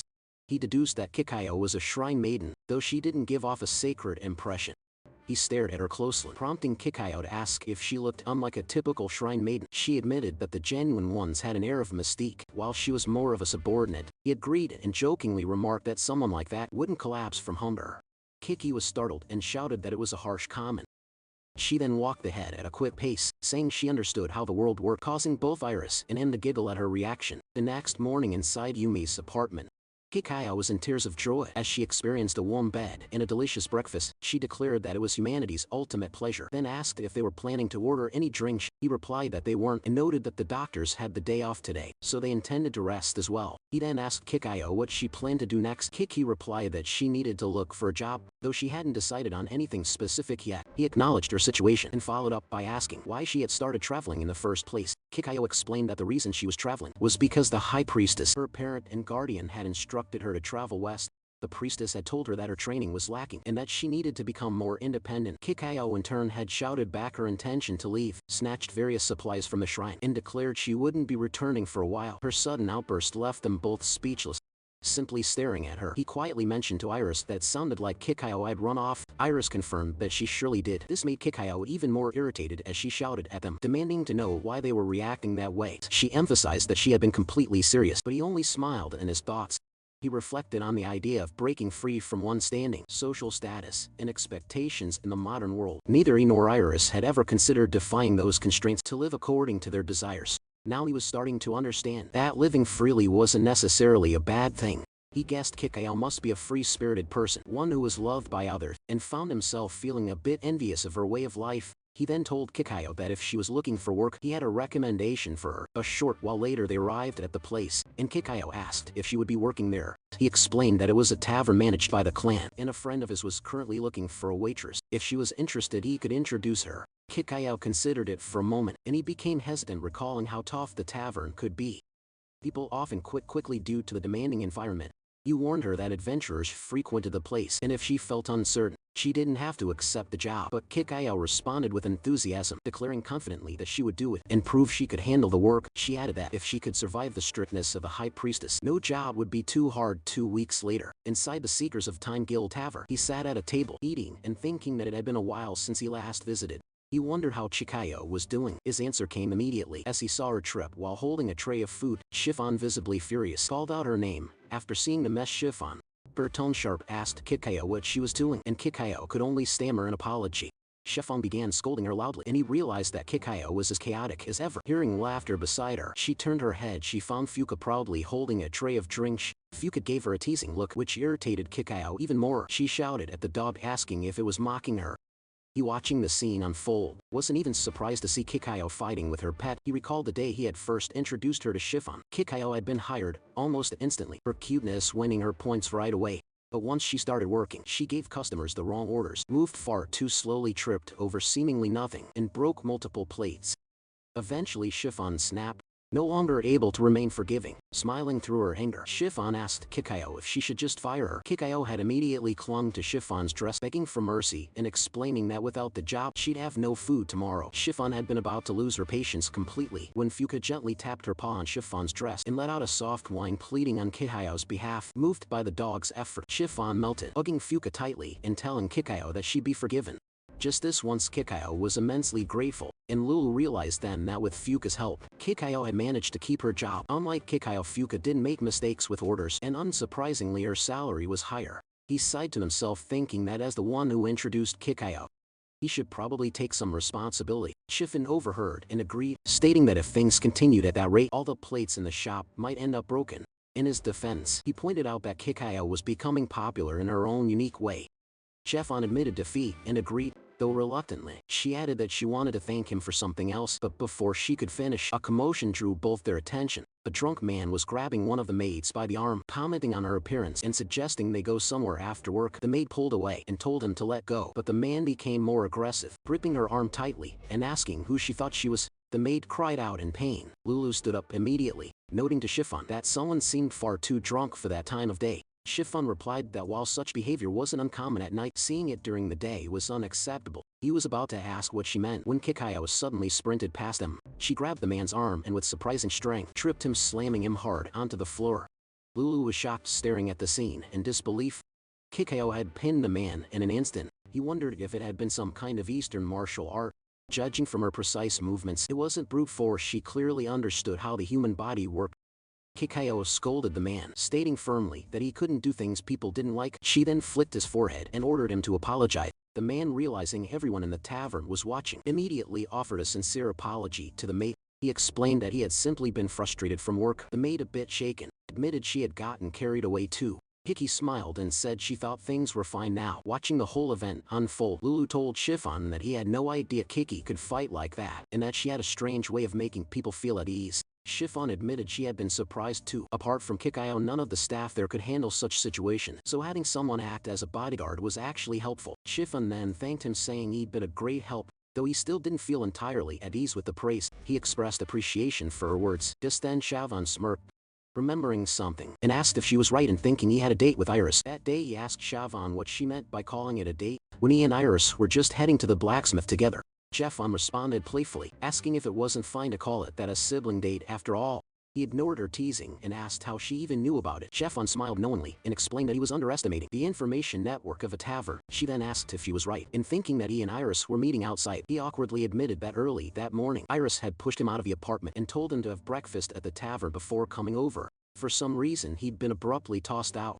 Chiffon chuckled, immediately grasping Iris's intent. He told Chiffon that it was already time and thanked her for the food. Chiffon nodded and warned him to take care. As he walked out of the tavern, Chiffon watched him with a smile and quietly wished Iris a fun time. Moments later he arrived at the park and spotted Iris waiting. He rushed toward her, asking if he had kept her waiting, but he stopped in his tracks. Surprised, Iris stood in a sleek black dress, looking elegant and radiant. He hadn't realized just how much she had grown. He figured that perhaps me and Yuri, who had visited the night before, had influenced her style. His face flushed. Suddenly struck by how beautiful she looked, he was startled when he overheard a nearby boy whisper that Iris was stunning and wondered aloud if she was waiting for her boyfriend. The comment shocked him from an outsider's perspective. It did look like a date. He quickly shook his head, questioning his own thoughts. Someone like him wasn't supposed to be her boyfriend. He reminded himself that he was currently inhabiting the body of a 14-year-old child. He resumed walking and greeted her again, asking if she had waited long. Iris replied that she had just arrived and called him brother with a gentle smile. The boys who had been watching were surprised to hear they were siblings, making him feel a little awkward under their stare. Then Iris reached out and took his arm, asking if they were going to the blacksmith and whether they should get moving. He noticed her radiant smile and the warmth of her hand. For a moment she seemed even more dazzling than usual. He reminded himself not to think too much into it and simply replied that they should go, walking forward together a short while later. They arrived at the blacksmith shop and found it bustling with customers and workers. The receptionist greeted them warmly, welcoming them to the prosperity of dwarves, and asked what brought them in. He explained that he needed his sword sharpened for an upcoming match. The receptionist asked him to wait a moment, which he accepted, knowing that dwarves had always been synonymous with blacksmithing. During his time as Demon King, he had relied heavily on blacksmiths. The receptionist returned with a receipt. Before leaving, he asked why the shop was named after dwarves, even though it was run by a human parent and child. The receptionist explained that the name was chosen out of admiration Dwarves were once masters of blacksmithing, a clan that had flourished in the past. He hoped to emulate their legacy. The explanation left him puzzled. He asked the receptionist what he meant by saying the dwarves had prospered in the past. Before the receptionist could answer, a man approached and apologized for the interruption. Asking about his weapon, the receptionist agreed and followed the man, telling them to return when the weapon was ready. He turned to Iris and asked what she thought the receptionist had meant. Iris speculated that it might be similar to how they referred to themselves as the ancient demonic race. He wondered if that was truly the case. Unlike elves or beasts, dwarves had never been hostile. They had offered their expertise in blacksmithing to both sides. He then questioned why, unlike elves and beastskin who still existed, the dwarves had disappeared. Suddenly something clicked in his mind. He asked Iris if the absence of dwarves could be one of the reasons why human civilization had declined. Iris replied that there was a strong possibility, though there was no way to confirm it. She then had an idea and reminded him that he had mentioned wanting to visit the library after arriving in the capital. Since they hadn't had the chance earlier, now seemed like a good time. He nodded.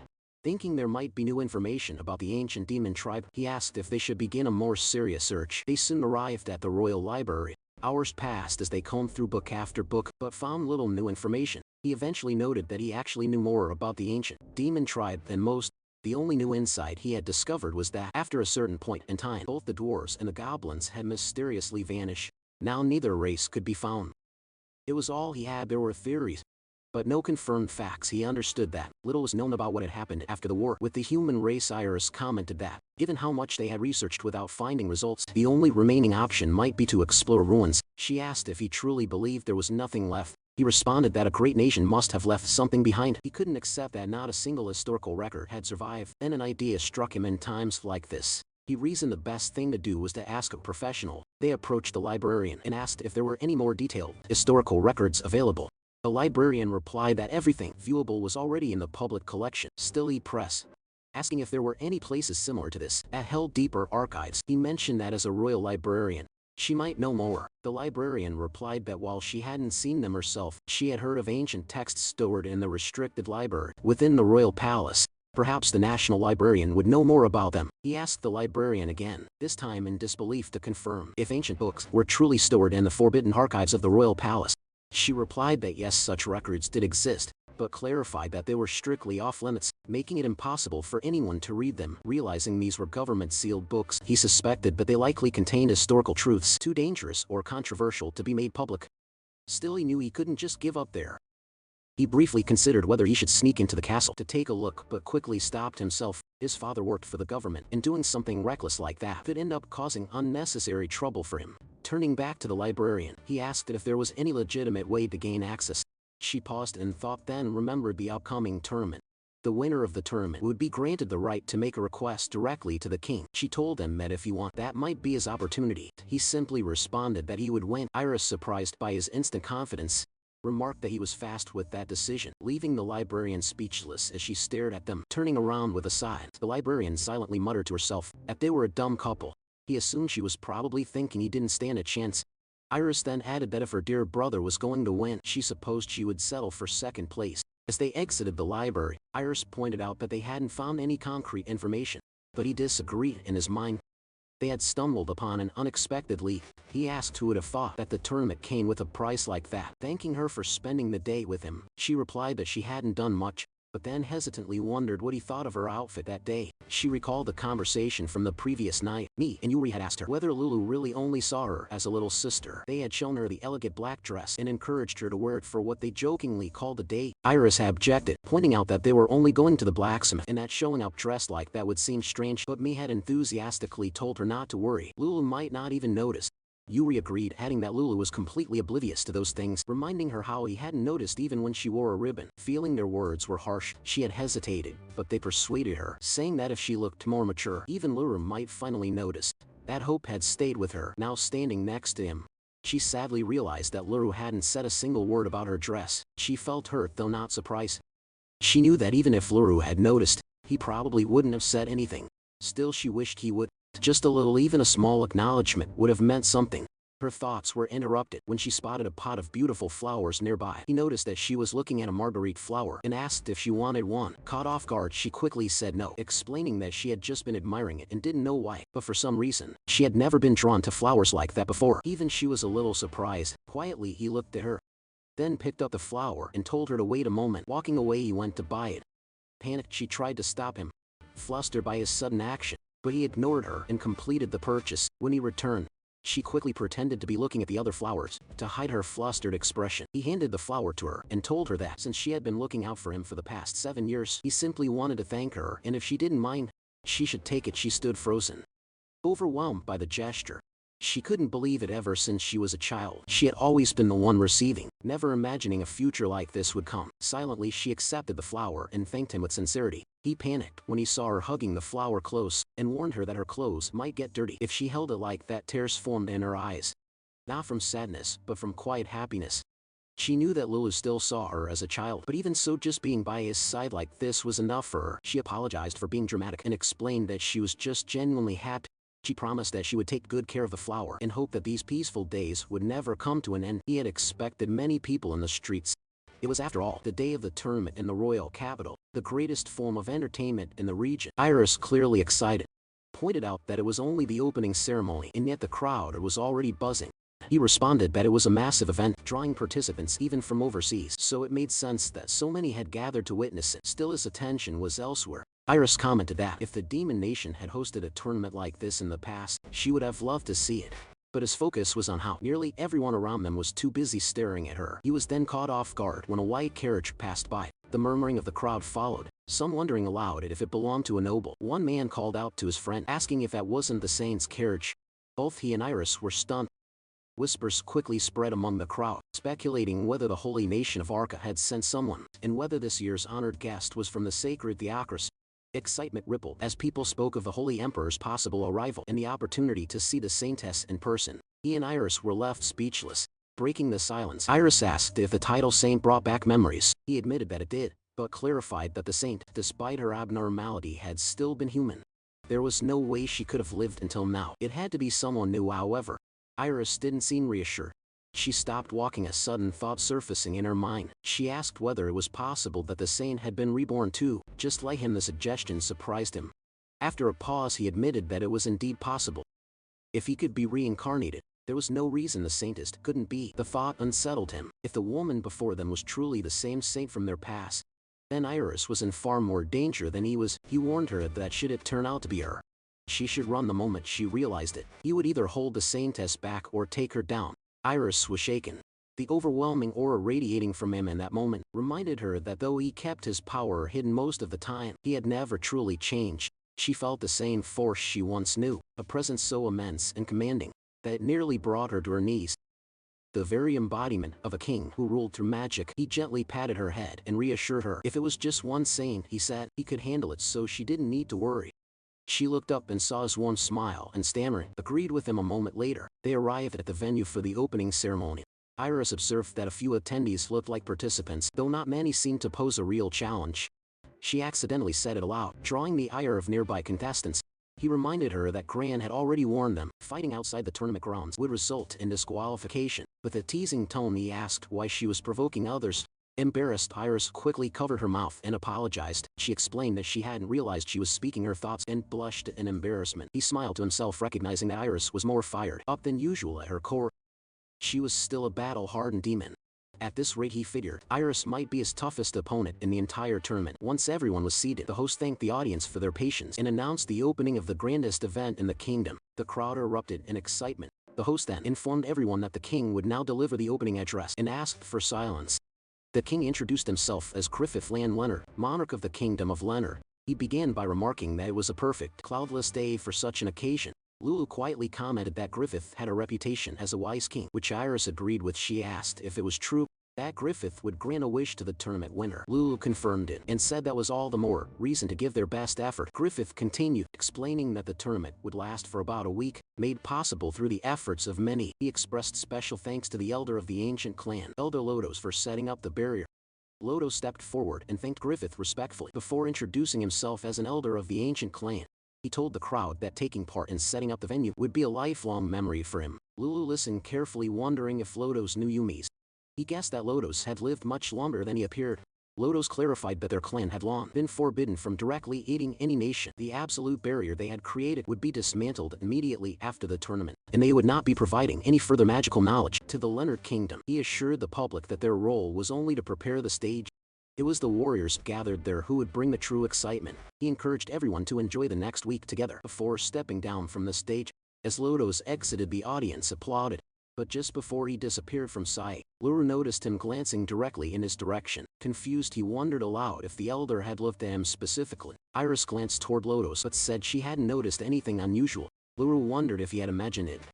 The host returned to announce that it was time to welcome the honored guest of the year. Representing the holy nation of Ark, the saintess was about to make her entrance. He turned to the stage only to be surprised by who the saintess was. The saintess then stepped forward gracefully and introduced herself as Charlotte, mom of the sacred Theocracy. Acknowledging that some in the audience might be seeing her for the first time, she explained that she had come as a representative of the holy nation of Ark, invited personally by King Griffith. He whispered to Iris that Charlotte looked remarkably similar to the saintess from their past. Iris nodded, agreeing. She noted that although she had only seen portraits of the past saint, the resemblance was undeniable, but there was something different. He agreed with her observation, noting that while Charlotte's hair color and aura were almost identical, her face wasn't quite the same. More importantly, if Charlotte truly was the church's saintess, it didn't make sense that he could barely sense any holy energy from her. Iris confirmed she couldn't feel a trace of it either, making him briefly consider whether Charlotte was not someone they needed to worry about after all. But just then, Charlotte clasped her hands together and released a bright, radiant blue light exactly like before. The sudden surge of holy energy startled both him and Iris, who reacting instantly cast a protective shield around her. Iris thanked him, saying she felt much lighter now.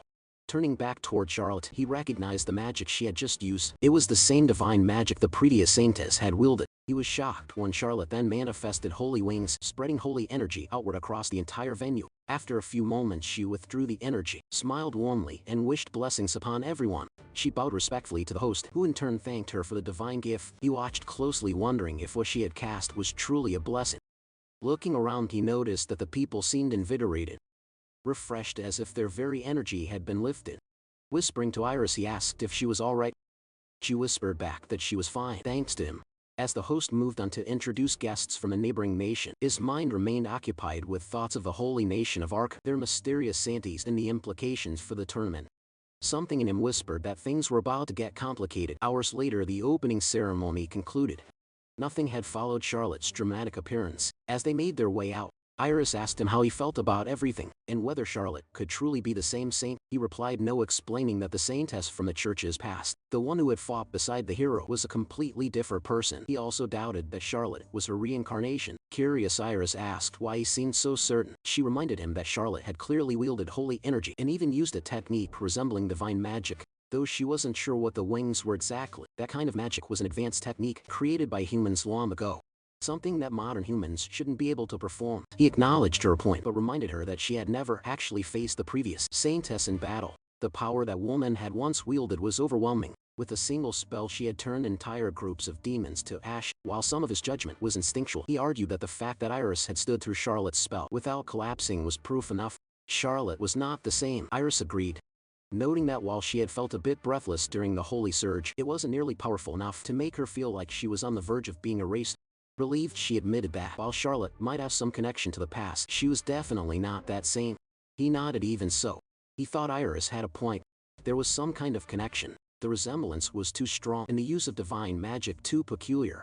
Either way, the fact that Charlotte could wield holy energy made her dangerous. He told Iris he would teach her some countermeasures, even if just temporary fixes. Iris thanked him, saying she understood. The next day, the first round of tournament qualifiers began. He found himself facing a beginner, a young boy brimming with determination. He felt guilty about crushing someone's dreams so early, but still he stepped forward and delivered a precise strike with the handle of his sword to the boy's stomach. The boy collapsed instantly. He sheathed his weapon, telling himself that this was simply the nature of the tournament. He apologized quietly to the boy, telling him he would have to give up. Looking down, he noticed the participant badge hanging from the boy's clothes, including his own that made 2 for the first round. He knew they were required to collect 5 participant badges and hold on to them until sunset. As he reached to retrieve the badge, he suddenly felt a hostile presence. Instinctively, he jumped back just as a wave of flame scorched the pavement where he had been standing. It was a close call. He looked to the side, startled, and commented sharply that the participant had burned the pavement, something he thought wasn't allowed within the city. The young woman was terrified by his reaction and immediately turned to flee, running away in fear. He looked back at the collapsed boy and figured it must be fine. After all, the organizers hadn't stepped in to stop him. He picked up the boy's badge, reflecting that the girl had tried to ambush him while he was distracted collecting it. She had made her move based on her assessment of his strength. He concluded that she had potential and decided to let her go this time. Just then, one of the tournament staff shouted to him, remarking that he was pretty bold for a beginner. Most new participants were too scared to face even intermediate-level opponents. He glanced at the boy nearby, who was now panicking and trying to escape, mistakenly thinking they were talking about him. Luru smiled to himself. He could chase the boy down, but something about picking on the weak didn't sit right with him. Instead, he wondered who he should target next. Meanwhile, on another street, tournament staff watched as a group of kids sprinted at full speed, while someone followed them calmly from behind. They began to panic when they realized it was Iris. One of them shouted that if they didn't hurry, she'd catch up the others. Already out of breath, could barely move, they turned back and saw Iris's glowing red eyes bearing down on them. One of the girls pointed her wand and cast the spell, sending a wave of flowing water that morphed into a block of ice. Her two companions joined in with fire and wind spells. Together they launched their combined attack toward Iris and assumed that would be enough. But their moment of confidence vanished when Iris walked straight through the barrage without a scratch, her expression calm and unreadable. They wondered in horror if she had just cast defensive magic. Without a chance, Iris asked them if that was all they had. Her quiet words sent chills through them, and the terrified trio cried out in fear. Then she attacked, and their screams echoed down the alley. Elsewhere, Fuka calmly strolled through the tournament grounds with a bag full of badges. Staff members watched curious. They noted that Fuka was within the arena's barrier and speculated that she must be someone's familiar. What surprised them was that none of the participants were trying to take the badges from her. Fuka padded over to a barrel and knocked on it. A laugh came from within, and Kikayo popped out, cheering that Fuka had done it. She began counting the badges and, satisfied with the haul, praised her companion. She promised Fuka that she'd upgrade its meals by 1 tier, which made the dog visibly happy. The staff quickly realized that Kikayo had been hiding while letting her dog gather badges. One of them commented that it was a valid strategy. After all, using an animal in combat usually left the caster exposed as a target. One man called out to Kikayo, telling her to keep it up and admitting that he didn't hate her style. Kikayo thanked him and cheerfully announced that she and Fuka were working hard to aim for 5th place. She waved as she walked off. The staff exchanged looks, wondering why she was aiming for 5th instead of 1st. Until one remembered the prize for 5th place. A magical item called the tablecloth of Holy Communion, which could produce 3 meals a day for 2 people. They murmured that the item was incredibly valuable, something only 2 with 3 existed in the entire kingdom. They speculated that Kikayo must be really struggling for food, even though they had seen her eating at the tavern. Kikayo turned to Fuka and confirmed whether it understood that if they could secure 5th place, they'd finally be able to eat until full every day. She excitedly declared that they had nailed the preliminaries and should hide until the round ended. Fuka happily agreed. Hours later, the first round concluded and participants began submitting their badge totals. Luru handed his in, and the examiner commented that he had gathered quite a lot. He laughed awkwardly, explaining that one of the advanced adventurers he fought had been carrying several. The examiner nodded and informed him that they would collect the badges, but he should keep one on him for the remainder of the tournament. He acknowledged the rule and set 1 badge aside for himself. Just then someone praised him for a job well done. Turning around, he saw Rusty with the others. He asked if they had all made it through the first round, and they proudly confirmed it. Rusty explained that they had each entered with their own parties, and 3 of them had managed to secure 5 badges. Dai chimed in, proudly calling it a strategic victory. Dai then nervously asked about Iris and Kiko, only to be interrupted by the sound of jingling coins. They turned to see both Iris and Kikayo submitting full bags of badges. At the counter, Lulu pointed out that it looked like both had made it through safely. Rusty, Mii, and Yuri were speechless, though they had expected as much. Gaia, however, couldn't believe the sheer number of badges they had collected. Rusty said he was glad everyone had made it through and suggested they grab a meal at the tavern. Kiki immediately agreed and excitedly insisted they go right away, appearing at Lulu's side in a blur the moment food was mentioned. Her sudden arrival startled him. Iris smiled sweetly and praised Lulu for doing well, saying they should replenish their energy too. He nodded in agreement and replied that he was looking forward to round 2 the next day. Meanwhile, inside Leonard's castle, Charlotte strode briskly down the corridor, her expression composed but resolute. In her thoughts, she knew now was the time to make their move.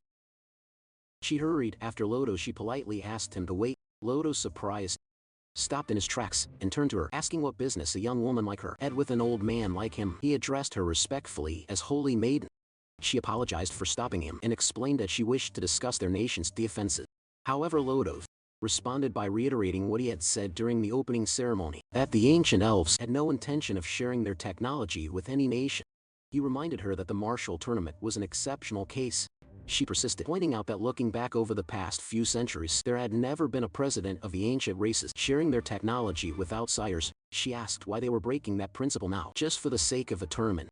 Lotus considered her words, and then asked if she followed the teachings of the holy god faith. When she nodded, he explained that they too held sacred teachings, and that their cooperation in this case had been guided by those beliefs. He asked if she might understand such reasoning. Confused, she asked if the ancient races had their own set of teachings. Lotus gave her a gentle smile and apologized, explaining that their faith was a closely guarded secret. He added that as a religious figure herself, he was sure she could appreciate that there were things they could not disclose to outsiders.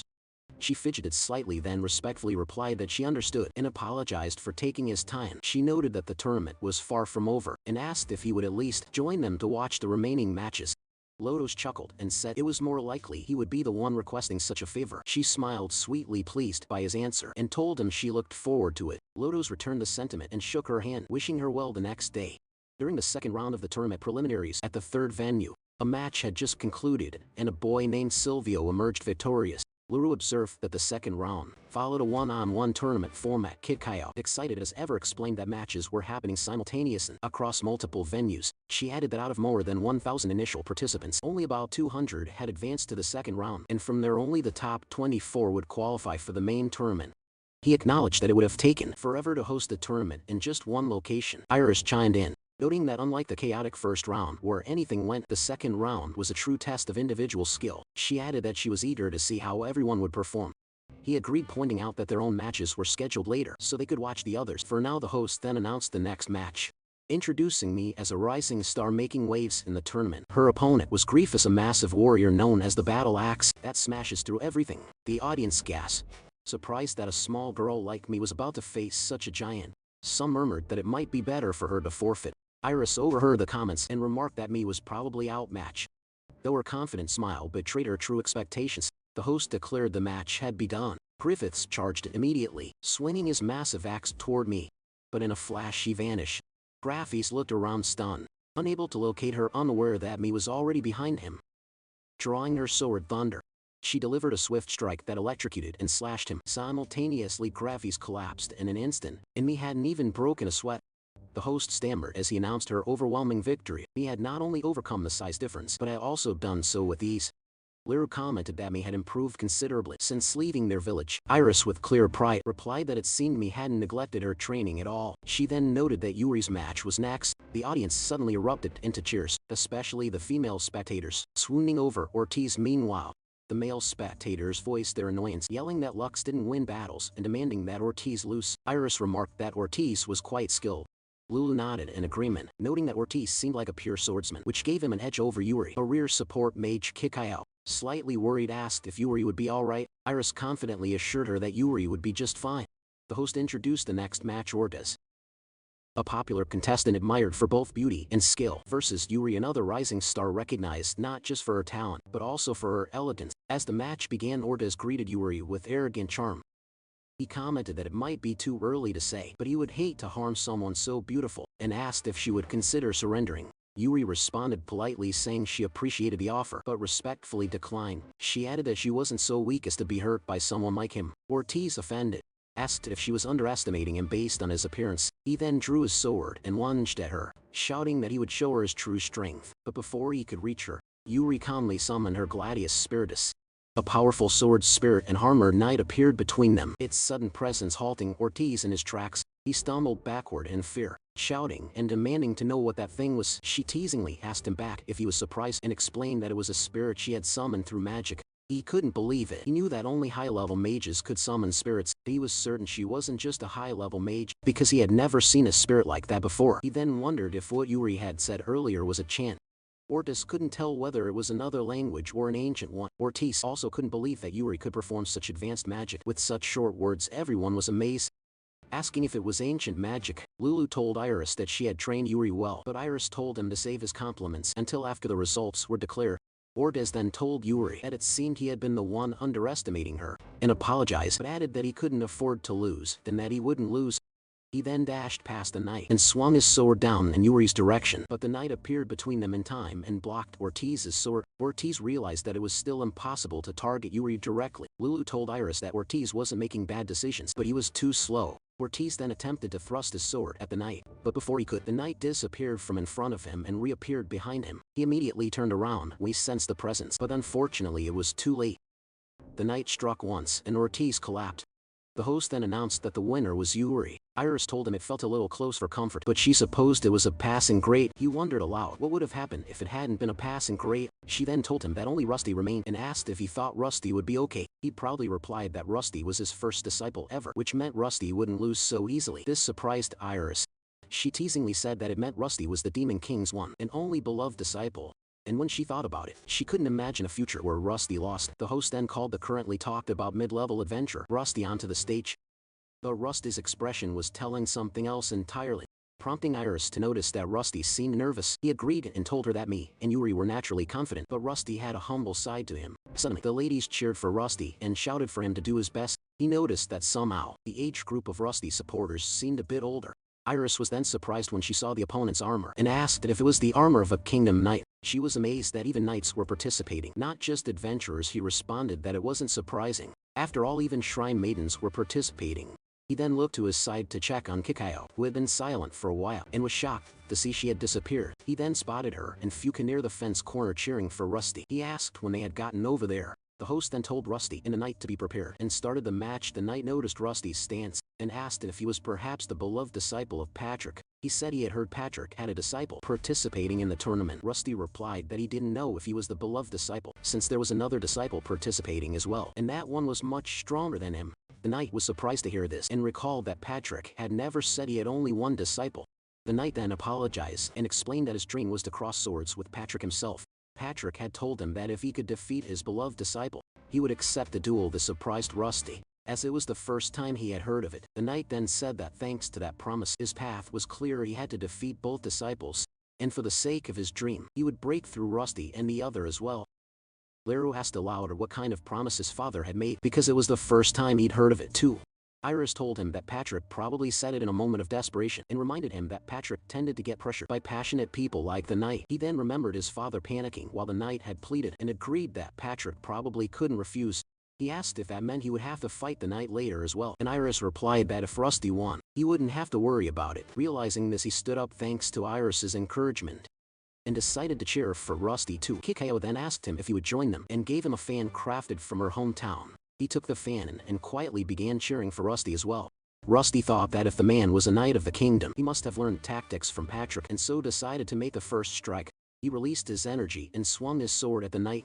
The knight blocked it and praised his speed. The knight then forcefully pushed Rusty's sword away, which pushed him back as well, though he managed to stay on his feet. Lulu was amazed watching them. Rusty grew excited seeing that the knight was still not serious. Rusty then asked the knight if he was right, and assuming he wasn't serious yet either, the knight asked Rusty back if they should end the warm-up and get serious. They both then released their auras and energy.